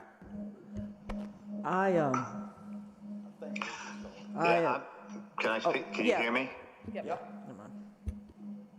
Okay, so I'm with Mr. Allen on this, is that 35 would be the minimum. It takes 2, sometimes 3 or 4 years to get a FEMA reimbursement for some of the most critical stuff that gets broken. And so we live right on the coast. I'm a little concerned that it's not up closer to 50%, but I may be the minority on that number. Alderman Alt, you're not in a minority. Because, and the reason I'm going to say this is I went through the Bluffton budget, and they have a lot of different funding sources, but one of the things they also do, in addition to this unassigned fund balance, is they do a 15% emergency recovery fund within that unrestricted. So that, to me, would be 50%. I feel like, and I don't know from a statutory standpoint, I don't know that we have, because they're South Carolina and because our laws are different, but I don't know that we have an unrestricted emergency recovery funds within that. So I would be comfortable if we would declare it at 50%. And then I guess then that would move the other number that was 40 to 55%. And one other way of looking at it is what was the maximal amount that a hurricane cost this city, and make sure that that percentage is more than that. In other words, whatever hurricane cost us the most, whether it was Florence, Isaias, or whatever, what did it cost the city? And make sure that our percent fund balance is definitely, more than that. Well, and one of the things too, in the case of Bluffton, they're bigger and have more money. To us, 50% fund balance is less than $6 million. Right, Bonnie? Because I think it was $6 million for about 63%. Roughly, yeah. So when I know that's a lot of money in my personal life, but for a city and to recovery and to Rich's point, so that's why I would sort of hope that we would maybe consider this. I've got to say thank you to staff. I'm so excited to have policy before us like this. It's amazing. So we're grateful. Any further discussion? So, Mr. Mayor, can we make an amendment to the motion? Oh, yes, we can. Yes. The motion can be whatever you like, 50%, 60%, definitely more than 35%, as to what you would like for that percent of the fund balance to be. I'd like to make a motion that we use 50 and 55, as Alderman Mosteller had pointed out. I'll second that. Okay, so that 50, he said 55%? 50 and 55. 50 and 5. Okay, all right. So motion by Alderman Alton and a second by Alderman Carroll, is that right? Okay. Any further discussion? Okay, all in favor? Aye. Any opposed? Okay, motion carried unanimously. Thank you.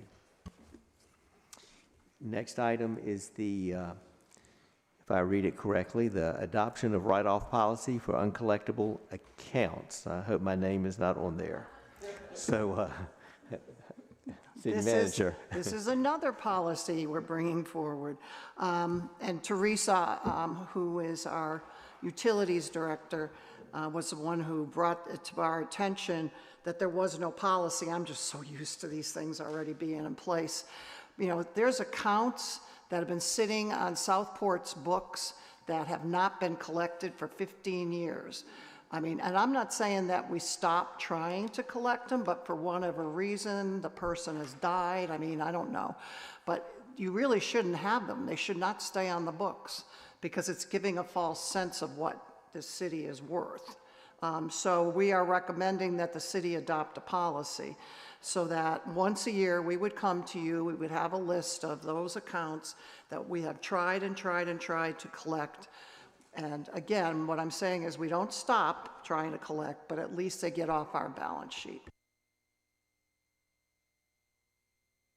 Any questions for the manager or for Mr. Gross from the board? I'd move approval. Okay. Motion by Alderman Allen, second by Mayor Pro Tem Mosteller. Any further discussion on the write-off policy? Okay. All in favor? Aye. Any opposed? Okay. Motion carried unanimously. Thank you. Next item will be ordinance rescinding the waiver of the credit card processing fee. Yes. Before COVID, there was a credit card fee that was always put on if you used credit card to pay the utility bills. And then when COVID hit, it was decided to, and rightly so, to not charge people for that because it was just so nobody could get out and pay the bill in person anyways. But now that COVID has kind of subsided, we felt it was a good idea to bring it back to the board to rescind that ordinance and to go back to charging for the use of credit cards. And the reason we do that is because the credit card companies charge us. So if you decide to use the credit card, that's your choice, but you need to pay that fee. The rest of the taxpayers should not have to pay the 2.5% or whatever the price is for the use of that credit card. So we're asking you to rescind the ordinance and allow us to go back to the way we used to do business. I asked Teresa Jones, our Utility Services Director, to be here tonight because I know during your workshop there were questions that a lot of us couldn't answer. So we'll be glad to answer them tonight with Teresa's help. Okay. Board, any questions concerning this? Yeah, I have a question. Does the walk-in also, how did that work out? Walk-in and the debit card?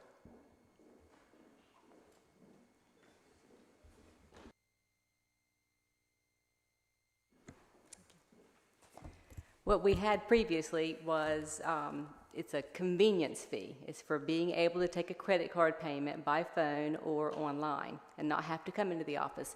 It was a $5 flat fee, and we did not charge that fee if you came into the office.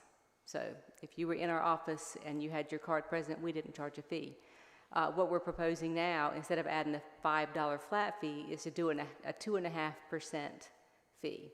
And I think I explained to you before that when you're talking about a $3,000 utility bill, you're looking at $130 for the bill. So you're paying $3 and a little bit for that fee instead of $5. So it's going to help the average citizen to not pay as much in a fee. And the people that are paying $200 and $300 and $400 bills for whatever reason, then, you know, maybe something other than just, you know, a utility bill. It's going to be a 2.5% fee, and you'll pay that percent instead. And the in-person, I think there was some question about whether we could charge that. And I think the debit card issue is the in-person problem. And we did not charge it before, and I believe that was part of the issue for that. Maybe Brady can speak to this better for us, but I think that if we do in-person transactions, if we decide we want to charge them in person as well, we can't charge it on debit cards, I don't believe, but we can charge it for credit transactions. But I'm recommending that we don't do that just because we can't just hit a button and say, here's a credit card and process the fee. The person at the front counter is going to have to add another payment line to it for the fee, do a manual calculator calculation on the amount of the payment, add that fee to that process right then, and then say, okay, now you can pay. So that's going to be a manual calculation for each customer, each payment, each time. And there's just a lot of room for somebody keying something in wrong, charging the wrong amount. And I just feel like, and if it's a debit card, we can't charge it anyway. I feel like it's a convenience for the customers to be able to pay online. So yes, we charge the fee, but if they're in the office, I think it may be just as well to just not charge that fee as we did before. But we still get charged. We will still get charged, but we can't collect that on the debit card in the office. Now there are some places that just say, there's 2 counties that I know of for sure that just don't accept credit card payments in the office. They say you can pay cash, you can pay check. My issue with that is we have a lot of elderly citizens in Southport. A lot of them don't have a computer. or they can't do the phone system fast enough to, they'll say, I'm sorry, I didn't catch that. And you got to get 16 numbers in, and you got to get your expiration date. And they're like, they can't get it done fast enough for the system not to kick them out. So then they're lost without being able to make a payment by credit card because they can't do it by phone. Can't we assist them in, if they go to write a check, can we not assist them in setting up an automatic draft from their checking account? We absolutely encourage that. It is a very simple and easy process. We set it up one time. Your payment comes out on the due date. It's the 15th. There's no charge to the city. It's just a win-win situation. There's just a lot of people that don't want to give out their banking information. On the other hand, if they're paying by check, they're giving it out as well, yes. I have a question for our attorney. Is it legal and fair to charge the fee for online and not charge it for people coming into the office? Are we treating people equally? Well, obviously with the law, legal and fair don't always go hand in hand. I think Teresa's done a good job of sort of explaining sort of the pros and cons on this. I mean, I'm going to go and defer to her opinion on the what burden will place on staff, particularly with all the explanation of having to go and enter in those cards and that type of thing. But I think it would be okay, though, if they came in and to not charge them that fee, as you guys have normally been doing if they go and pay by debit card, if I understood that correctly. I'm sorry, say that, not charge them that fee, what? When they pay by debit card? We would have to do that, I believe. If we decided we have to charge when they come in the office, if they have a debit card, we can't charge them the fee by law. Where is this fee going? Is this going to the water sewer fund? Is this being charged to the, where? It goes to the processor. No, I mean, who is it being charged to? Where is it being charged?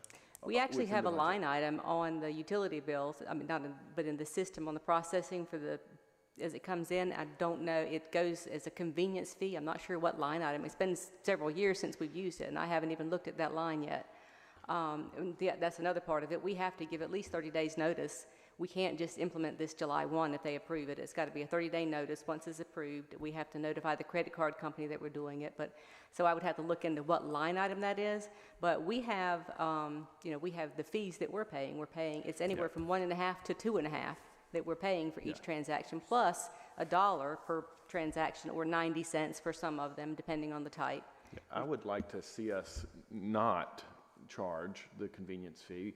We did go up on our water sewer rates, and so we did that while we weren't charging these fees. So I feel like we're kind of offsetting that, and the water sewer fund is becoming healthy. So I don't think it's right for us to do for some that we wouldn't do for all, and this is just part of doing business. I have a question for you, Teresa. Do you have a sense of how many people come into the office and use a credit card, and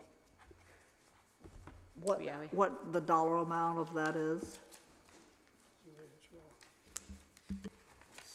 71. For one of the bills, this was back in February though, but there were, actually in the office were 71 credit card payments. Then we had the telephone payments were 157. And then there were 418 online payments. Let me clarify. Let me clarify one thing. I do want to charge it, but I want to charge it to everyone. Oh, I gotcha. Or no one. Is there software that we might look at that would handle it in person? I think, again, you have the issue of you can't charge it if it's a debit card in person, but you can charge it if it's and we can look into that. Right now, the company that we use, they don't offer it. They said, this is your option, and they'll send it up the pike and see if they can find a way to add that as an option, but right now that is not an option.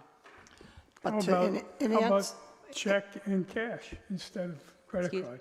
Walk-ins with a check or cash? Walk-ins, check or cash would avoid it. With a credit card. Simplifies it. Yeah. In answer, yes, there is software that will calculate it because I've used it in other towns. But I'm not about to, we need to go and look at software in general, but I'm not ready to do that right now until we get a new finance director. But like Teresa had said, with the polling she took of the other counties and towns, there are definitely people that, I mean, towns or municipalities and counties that only allow cash and checks at the walk-in.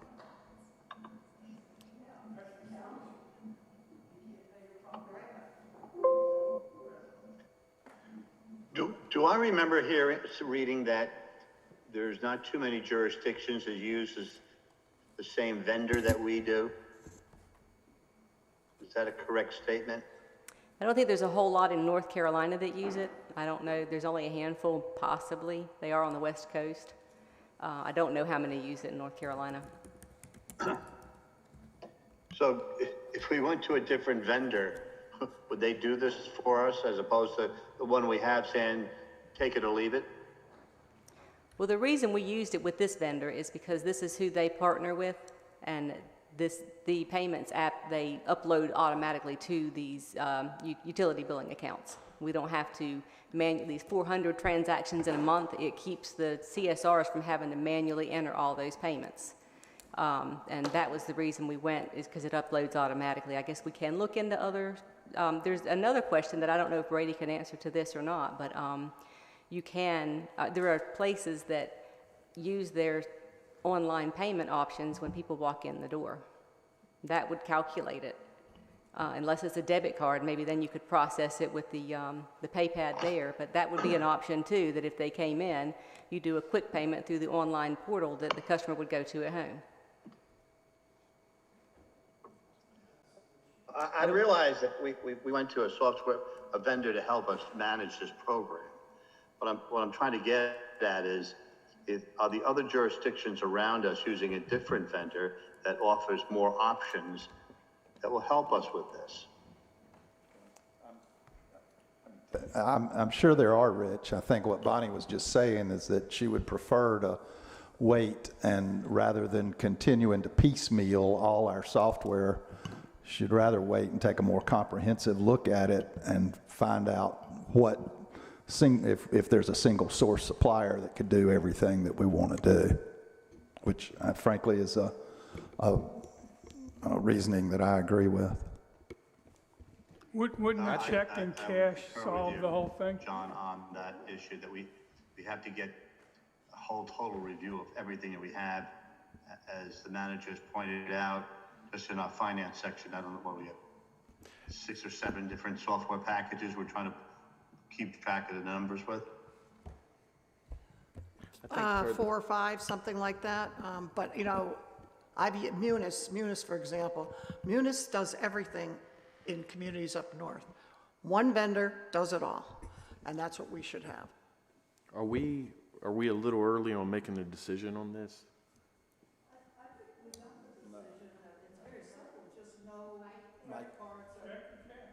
Yeah, as Alderman Lombardi said, check your cash in-house and walk-ins, and we charge the 2.5% for online. I think I'm in agreement with that. And we just, obviously, we all recognize and are aware that we're going to move towards a better, more integrated software system for the city as quickly as we reasonably can. You just clarify the numbers for me again. You said 71 at the 71 walk-in. And those were not all credit cards, I would assume, or debit cards. There would have been check or cash in that. Oh, no, that's all credit card payments. Okay. That's all credit card payments, and they could be debit. We don't charge a fee at this point, so, we're not having to see when they walk in whether they have a debit or credit card. And we actually are not handling the cards in most cases. We're saying, this is how much it is, put your card in right there. So, we don't even see the cards, and there's not a way for our vendor to know to, not charge the fee, but we'd have to calculate it manually anyway. I guess we'd have to ask and see the card if we were going to do it. Are we charging this fee on golf cart registrations or any other type of? We would charge it if they wanted to come in and pay by credit card. It would be a fee for any payments that are made. But we're not right now. Is that Right now, we have not charged it since March of 2020. okay?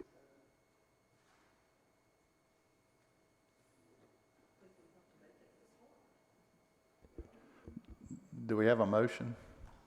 No, we do not, y'all have not come up with a motion, or we just give everyone free whatever for I 6 move to months. adopt the ordinance rescinding the waiver and adding the 2.5% processing fee back to the fee schedule effective July 1st, 2023, with the exception, with the proviso that we only accept cash and checks for in-person payments. I would just ask if you could amend it to August 1st to give us that wiggle room. August, yes, I'll and this go second in that. August 1st. Okay, we have a motion and a second. Any further discussion? Okay, all in favor? Aye. Any opposed? Aye. Is that an aye for? That's an aye for yes. Yes, okay. It's a little late, but that's good. So it's unanimous. Yes, absolutely, we would.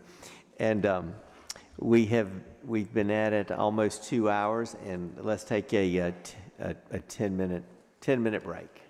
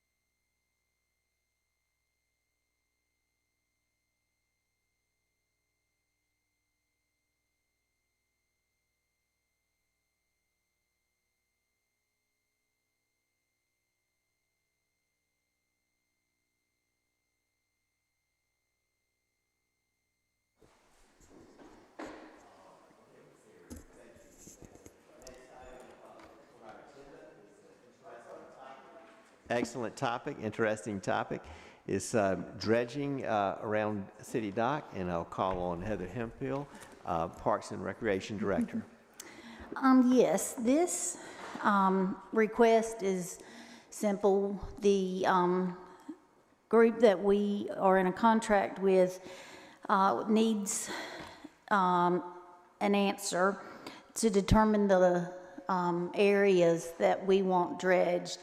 And you have two options. One is the actual federal channel, which is 50,400 cubic yards. But you do have a map that was put in here that shows two pink small areas. Those encompass the area around the city dock. And I think that is 5,400 cubic yards.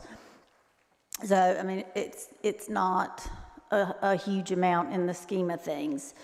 By doing that and dredging into that portion, it would allow us to do what we had originally stated we would do, and that's put the 10 boat slips back on that end where it's deeper, not for rental, but for transient boaters and emergency boats, like the fire department's boat. The sheriff's department has indicated an interest, especially when we have big events down here like the 4th of July. It'd be easier if they just had their boat parked here for that week. So basically, they need an answer from the board over how much dredge limits you would like. I'd like to make a motion. I'd like to make definitely. a motion to authorize the coastal services to include the city dock with the federal channel as the dredge area. Okay, motion. The city dock and the, okay. City dock To be and clear, channel. the city dock and the channel. Right. So motion by Mayor Pro Tem, a second by Alderman Allen to dredge the city dock and the channel. Any further discussion? All in favor? Aye. Any opposed? Okay, motion carried. Aye. Okay, motion carried unanimously. Thank you. Thank Yes. you. Next item, Ms. Hemphill, the contract for this dredging project. Yes, with your vote, that ended the agreement that we had with TI Coastal Services. And so now we're asking to enter into a second phase, and that is TI Coastal Services would, obtain the CAMA, and there's already a federal permit in place, so they would piggyback off of that. One of the big things is coordinating with the Audubon Society for a disposal area. That's our biggest, that's... Biggest challenge. Thank you. Biggest challenge is with the core closing disposal site 277, we have to find somewhere relatively close. And so they have been in contact with this group that has a disposal site area nearby. And so they would do the permit, fill out the application, get us with the stakeholders meetings, coordinate with the Audubon Society, and set up meetings with our regulatory stakeholders, and then formally submit our permit for dredging. I'd like to make a motion. Oh, do you have questions? Sorry. I'd like to make a motion to authorize the contract with TI Coastal Services to continue the work for preparation for a full permit application for dredging the yacht basin at the cost not to exceed $7,000. Second. A motion by Mayor Pro Tem Mosteller, second by Alderman Lombardi. Any further discussion or questions? Yes. Where is this location that you were referring to? Maybe you've said it and I didn't hear you, but. The Audubon Society's disposal area? Yes. Battery Island. Battery Island, right across the way. Right over there. Yeah. Okay.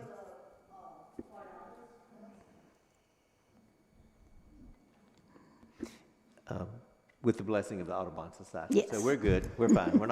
We're not harming any ibis at all. No wildlife will be hurt in the filming of this movie. Any So we're further gonna discussion? Okay. We're going to do the dredging during the when the birds aren't here? Yeah, Yeah, one would assume. they usually do it at the beginning of the year, some February, March, somewhere, because of turtles too, Rich. It's a lot of the dredging around here is about turtles. All right, as long as somewhere in the contract we have it in there that they're going to do it during the appropriate timeframes for the migrations. Yeah, I don't think that they would permit us to do it, because they will be a stakeholder in this permit process, and so I do not think that would be an issue, but definitely can remember to make sure. Thank you. That's right. Okay. All in favor? Aye. Any opposed? Motion carried unanimously. Thank you. Thank you. Ms. Hemphill. These are a great project. Next will be request to schedule the public hearing for the conditional zoning text amendment. Board, what's your pleasure on that? You want to go to the next meeting? I'll make a motion to set the public hearing for the conditional zoning text amendment for the board meeting on July 13th, 2023. All right. Okay, motion by Alderman Allen, second by Alderman Carroll for the public hearing to be on July 13th, 2023. Any further discussion? Okay, all in favor? Aye. Any opposed? Aye. Okay, unanimous, motion carried, thank you. All right, next item is the petition for contiguous annexation. Mr. Henley, you've seen this before. This was a lot that was subdivided, now it's a subdivision, and I guess they're asking to be annexed into the city. Yes, Mr. Mayor, members of the board, good evening. Ms. Gayla Armstrong is requesting contiguous annexation for two properties on Lookout Point Drive. The subject division that the mayor mentioned was approved by the board at their April meeting and has been recorded at map book 145, page 24 of the Brunswick County Register of Deeds. Staff has reviewed and determined that the description is adequate to locate the property on the ground. Search of the tax records in the grantor index of the Register of Deeds supports that the property has not been conveyed to another property owner. Each identified owner, there is only one, has signed the petition and provided their address, and the property is currently contiguous to existing city limits. The property is zoned R10 in our ETJ already. Utility service is actually available to the site as it currently sits. However, because it is in the ETJ, it is not available to the property.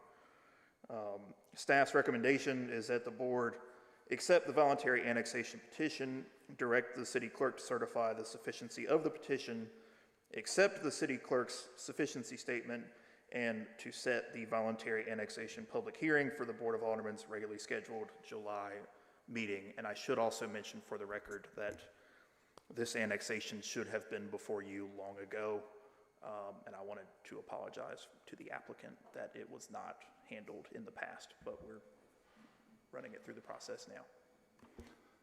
I'll make a motion to accept the voluntary annexation petition, the city clerk's sufficiency statement on the petition, and to set a public hearing on the matter at the board's July 13th, 2023 regularly scheduled meeting. There's motions. There's a second. Second by Mayor Pro Tem. So this property will become part of the city, and the city will get taxes on that. Is that right now?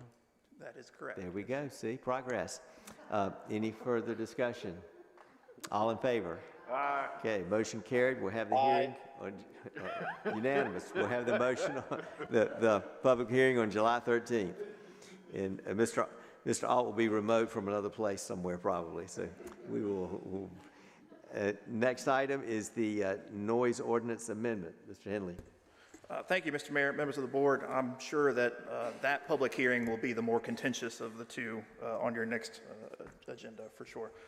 Before you tonight is the draft noise ordinance. We've discussed this a couple times before. Again, it's more so a rewrite from it doesn't actually change much of the regulations themselves. It's more of a reorganization of the chapter. Section 9-91 sets definitions of reasonable person, disturbing and unreasonably loud noise. Section 992 covers general prohibitions of noise. Section 993 includes noises specifically prohibited. I want to highlight Section C here. When we originally presented this to the board, that was listed as 100 feet. It was changed to 500 at the direction of the board. Section 994, noises generally exempt from this chapter. This one I want to highlight a little bit closer. This section reads that the following noises and activities are exempt from the provisions of this division unless they produce a risk of serious or unnecessary bodily harm. Right now, there are 6 items specifically listed. That includes city work, which includes the sounds produced by city vehicles, employees, and contractors engaged in critical or emergency duties, or the normal daily operations of the city. There are also 5 other ones, including community events, sporting events, ordinary use of power tools, emergency work and equipment, and safety signals. There was some discussion at the workshop, and you also heard in public comment regarding private refuse collection, and so for your consideration tonight would be the addition of a section or subsection G to 9-94, private refuse collection, the noise and sounds generated by vehicles and other operations engaged in trash and refuse pickup. And then section 9-95 covers who's the responsible party for a violation of the noise ordinance, a violation fee schedule, and then who can enforce the ordinance, and then finally on the very last page, a due process appeal section where appeals of noise ordinance violations would be heard by the chief of police and the city manager. So this would include the street sweeper, and this would allow the pickup of in the yacht basin, these dumpsters in the yacht basin, at a time that continues the economic engine down there. Any discussion, questions, or motion? Yeah, I'd like to 994G. I'd like that to have some language as it relates to receptacles that are more than 100 feet from a residential structure. How would that read? I'm sorry, I didn't hear your question, and I'm not sure it was directed at me. Yeah, I don't know how. That's not just my. to clarify, That's not my job. how would that read? What would that? I'm not sure what you're saying. What are you exempting? What I would offer would be the noise and sounds generated by vehicles and other operations engaged in trash and refuse pickup, so long as it is further than 100 feet from a residential structure.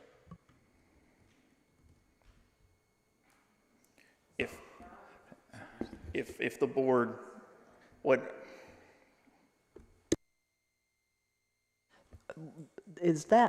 That's for private refuse pickup? Does it have the word private? Because yes, it does. Our trash pickup, city trash pickup, is normal daily operations of the city. Correct. Section G would be just for private refuse pickup operations. Well, to be specific though, there's a house, I believe it's within 100 feet of Fishy. At least 2 houses. Not their garbage. I'm sorry? Not their garbage. Not the can. The container is not. The receptacle is more than 100 feet from any residential property. Oh, so the dumpster is it's the measuring from the dumpster. Okay. If I might just add a comment, just speaking with Mr. Jones here, his condo area, they do pick up early in the morning, like 6:30 in the morning on Thursdays, and it's private as well, and he lives, I mean, it's right there behind the building.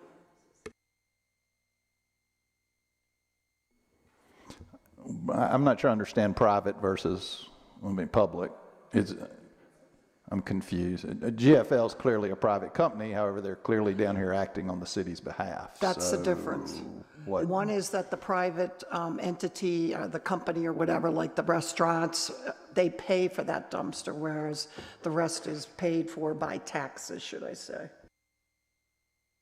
So all dumpster pickups are by definition private and not part of city? I mean, I know we're not doing it. I'm sorry. I'm just.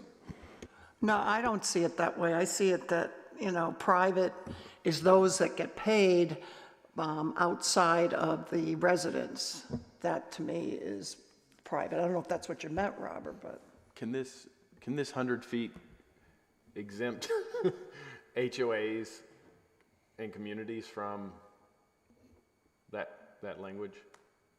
Can we do that? Is that what you're trying to achieve? Maybe that's the question I need to ask. Why is there a footage mentioned at all? Because dumpsters that are right up against, if you look down House Street, dumpsters that are right up against homes, I mean literally up against, might be within 10 to 15 feet, 20 feet of the actual house. Mr. Earl would like to speak. Go ahead. Go ahead, Mr. Earl. I too am confused. I thought the whole argument was about commercial trash pickup in commercial areas. Are we saying that private would be that Rich Hall could have his personal trash guy come at 3 o'clock in the morning in front of his house and pick up his trash? No. You can't do that. We keep using the word private, and I thought we were trying to get it to in the commercial area. Well, private means it's a private contract, Rich. The commercial entity it's a private contract. That's what they mean by private, not municipal. Right. Public is municipal, which is a contract with the city. So your garbage pickup is with the city. But Fishy Fishies is not? Is that correct? Correct. They each contract with that company to pick up the dumpsters. And we're just trying to get to a point where they have the opportunity to come sooner so there's not a log jam with the other trucks and that type thing. The food trucks, the beer trucks, they've been doing this for a long time. Oh, I'm in favor of the commercial. I'm very much in favor of it. I'm just trying to figure out whether or not we're going to open the floodgates for our contractors, even with the city, to go and start picking up in the middle of the night. Is that our intent, or are they going to pick up during the daytime? Well, this language would exempt, if it's within 100 feet of a residential structure, it would, I mean, my idea is that you couldn't do that. So they're not going to come into Indigo Plantation because you hire them, because your home is going to be within 100 feet of your receptacle. Yep, thank you. Do you understand what we're trying to accomplish? I think what I wish we had known about this ahead of time. What is it you're trying to achieve? And then we may have to go back to the drawing. I think we should table this and talk about it some more. It's not. I still need to know, though, what is it you're trying to achieve? Perfect. Move to table it. Yeah. Second. All in favor? Aye. Okay. Motion carried. We're getting towards dumpster gate here, and we want to back that up. So get your ideas to the city manager, and we'll take it from there. Did we get Rich's vote? I didn't hear. Yes, I approve. He agrees. Good. Yacht Basin speed limit, you know, I think people should be going as slow as possible on Bay Street, all the way around town, and enjoy the view. So Alderman Davis, give us your thoughts. I think it's pretty clear cut, but I think that this should be the beginning of a consideration of lower speed limits on other streets, particularly 8th Street at this point. We hear a great deal about speeding on 8th. We put the speed bumps or the speed calming devices on Stewart, I believe on Park, am I correct? Yeah. But I think that the speed limits are really high in a number of parts of town, and I know we can't do much about the speed limits on the state roads, but for those of the roads that are ours, let's really take a look at this. And, you know, the tragedy on 8th, we don't know details about how it happened or so forth, but it's hard to believe that it probably wasn't speeding. But for the Yacht Basin, we all know the traffic down there. We know the challenges of the living streets, as it's been described, people and vehicles in the streets at the same time. So 10 miles an hour is plenty. We'll entertain a motion. Okay. Yes. Go ahead. Before we start, I've spent most of my career about safety on roads, but before we start reducing speed limits down to 10 miles an hour, I think that somebody in the traffic management, the State Department of Transportation, should give us some advice on that. Is a 10 mile an hour speed limit anywhere? The garbage trucks are going to violate this right away because they're coming in when there's nobody there. And I think that the people in the way keep the speed down. I don't know that there's a speed issue in the Yacht Basin all the times that I've been there.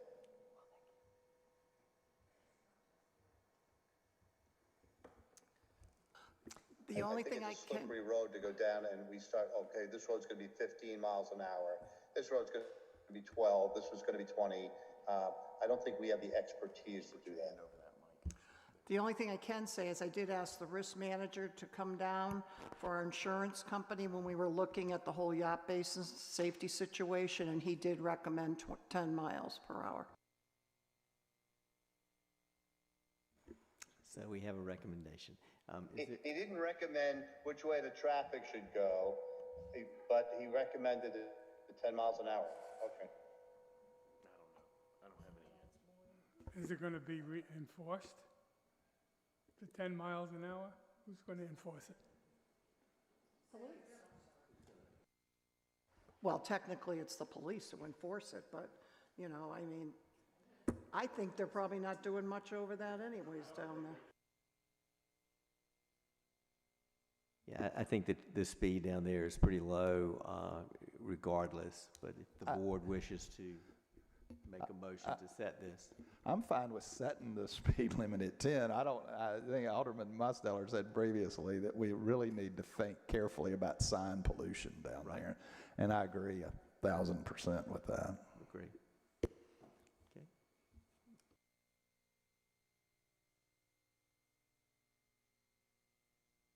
Okay. I move that we reduce the speed limit to 10 miles an hour on the Yacht Basin. No, the whole Yacht Basin area. Because people have, I've seen speeding down Westmore toward Fishy Fishy and down West Bay toward the Frying Pan. If it's only the Yacht Basin, okay.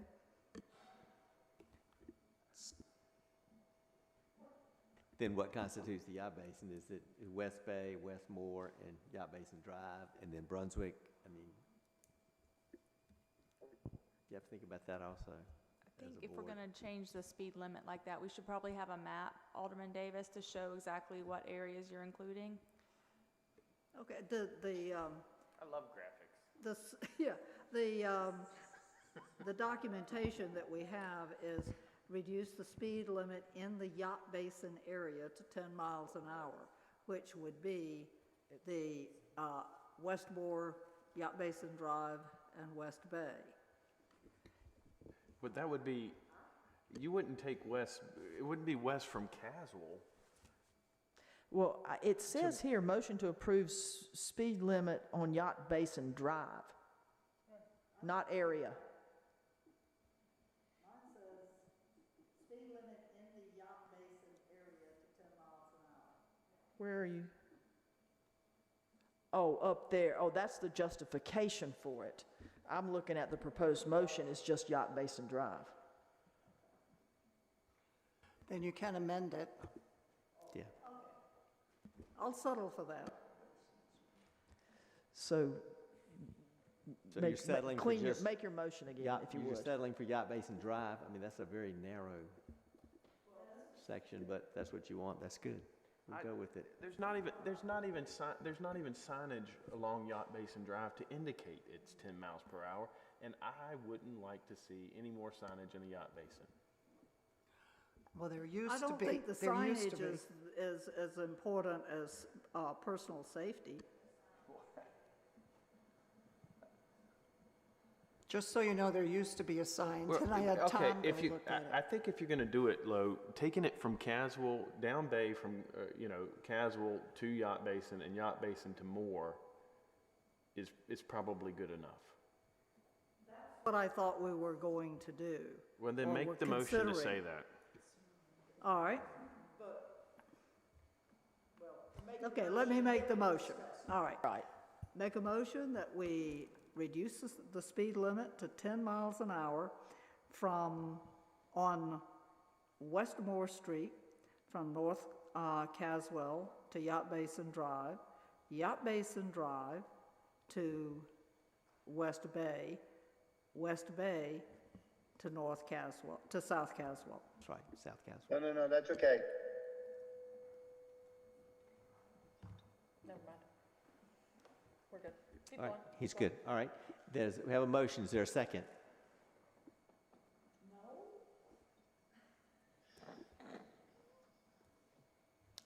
Okay. No second motion. Okay, so the motion goes no further. All righty. I just want to say this, Alderman Davis.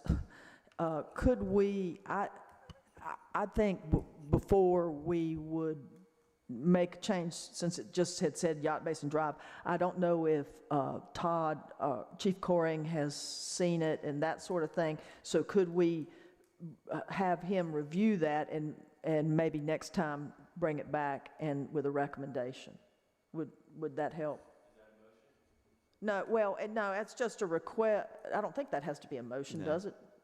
No, No. that's just a request. It's something we can do. Yeah.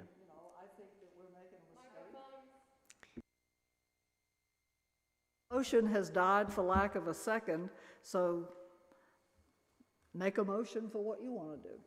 So what we'll do, we'll bring something back that's ready to a more clarification in terms of the action item of what you would like. And I think staff has an idea of what the motion is that you would like, and let them look at it, and city manager will bring something back to us when it's ready. Okay? So safety is always important, and we appreciate the discussion. Item 4, the next item, last item I have on the agenda is the Code of Ordinance Amendment and Bylaw Adoption Cemetery Committee. Mayor Pro Tem Mosteller. Thank you, Mayor. The committee met, the ad hoc committee met on May 24th to discuss and make recommendations regarding the creation of the Southport Cemetery Committee. Our task was easy to us because our mayor had done a lot of the legwork and gave us a blueprint. So we're grateful for that. What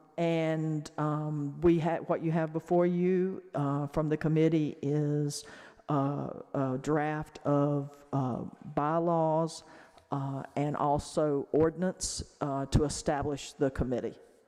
So I'd like to make a motion to approve the ordinance and the bylaws. A motion by Mayor Pro Tem and a second by Alderman Davis. Any further discussion? This is an important topic, and I'm glad we've gotten to this point. All in favor? Aye. Any opposed? Okay, motion carried unanimously. Thank you. Looking forward to this. Excellent job. Thank you, Mayor Pro Tem, as well as Alderman Davis and Alderman Lombardi for working on the cemetery project. Committee reports. We'll start with Alderman Allen. None, thank you. Alderman Carroll. The Historic Preservation Commission met this Tuesday, I think. Yes, Tuesday.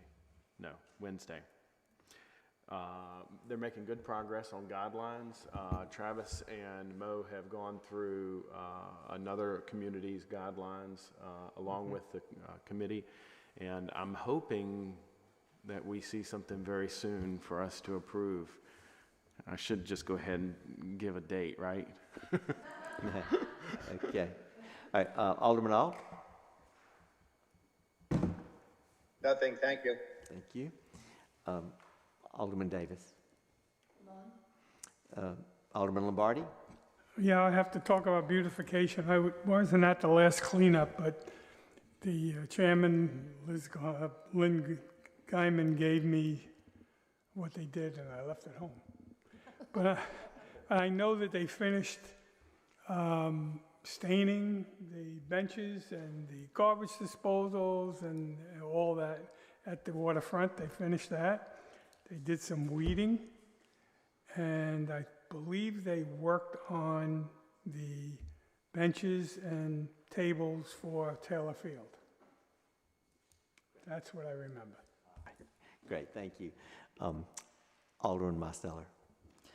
Just a reminder that the regular planning board meeting is next Thursday at 6 p.m. in this building. Thank you. ABC board met. Of course, I wasn't able to be there, but I just want to mention that they had a 24% increase from last year in May in terms of the retail sales. So business is up, and it's a sign that our county continues to grow. Business is going well. Manager's report. Yes, the symposium, the June symposium is Monday, and the stars of your show will be the mayor and the Board of Aldermen, who will be there at 2 o'clock in this room, so we hope you can make it. Another quick one is the, I borrowed this from the county bill that I got in the water bill, so we're doing our version, and it's gonna go out with our bills for July, and that's a hurricane safety tips, and I thank Cheyenne for putting that together. And then I always go through years of service for our employees, because if it isn't for them, none of us would be successful. So very quickly, I got Maureen Moore at 26 years, good for her, Recreation Program Supervisor. Amanda Clemens, 20 years as a Park and Rec School Counselor. Brandy Moore, 17 years, Park and Rec Assistant. I guess Park and Rec enjoys working here. David Kelly, 7 years, Building and Grounds, Park and Rec School Counselor. Braden Waddell, 6 years, Recreation Assistant. Shaniqua Farrell, 5 years. Thomas Lott, 4 years as volunteer firefighter, as is Jason Hill. Kevin Smith as a police officer, 3 years. Maureen Vaughn as a fire clerk, 2 years. Valerie Kohlhoff as the community building facilitator for 1 year. Our own Cheyenne as the public information officer for 1 year. Winter Durham, volunteer EMS for a year. Leola Sharpless, camp counselor for a year. And finally, Benjamin Armstrong for a year. Thank you to all of them. He's a volunteer EMS. Thank you for that report. I just have a few very brief remarks. June 10th, there's a community cookout, Dozier Hospital. They're celebrating their 93rd anniversary in terms of opening its doors, June 2nd, 1930. And there'll also be a groundbreaking ceremony for the new building. We're going to build a new emergency department, 8,000 square feet. So if you're here on Saturday, that's 11:30 a.m. at the intersection of Atlantic and 9th. June 14th is Flag Day. I want to thank the Lions Club for putting the flags out. Again, June 17th is Southport is celebrating Juneteenth, and it begins with a parade, and that will start at the ILA Hall. The Board of Aldermen is welcome to join in on that parade and the festivities, and we hope to see our citizens out there. Today, of course, is June 8th, and it's UN World Ocean Day. We live here by the ocean, so think about how precious that commodity is and everything we can do to preserve it. And then June 18th, Father's Day. Remember the men in your life that either your father or the father figures.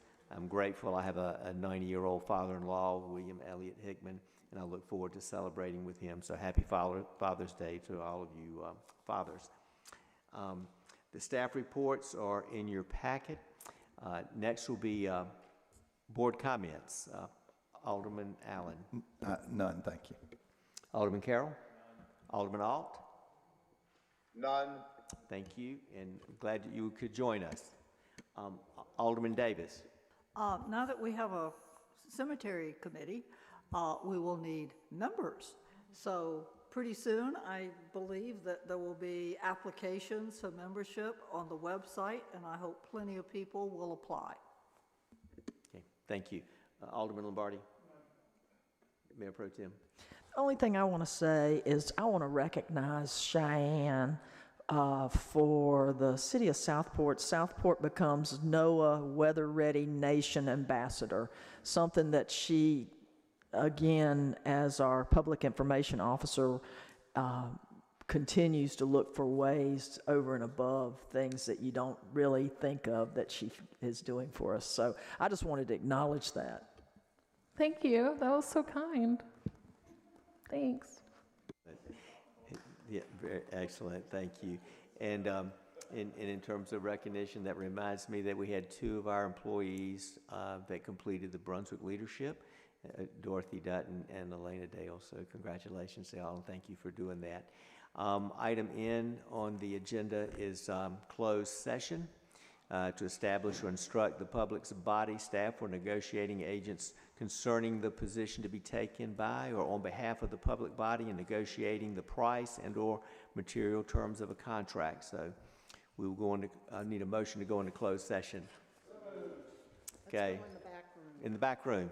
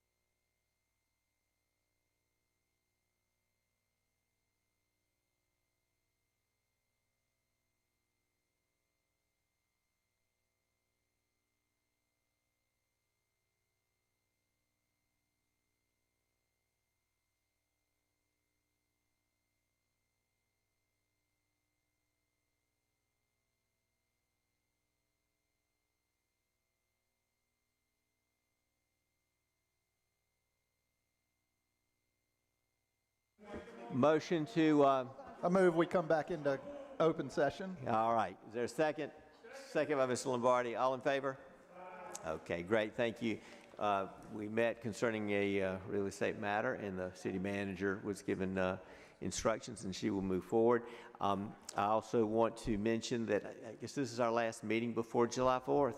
So we want everyone to look at the city newsletter. There's a highlight of events there. You should be reading the newsletter anyway. So make sure that you are participating in all our wonderful events. This is going to be the biggest July 4th ever. And that's a promise from Alderman Carroll, and also from Community Relations Randy Jones and his staff. So a happy July 4th to everyone as well.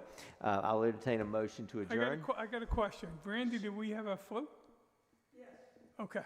All of y'all are invited to the city float. Thank you. Where do we hop on? I'll let you know.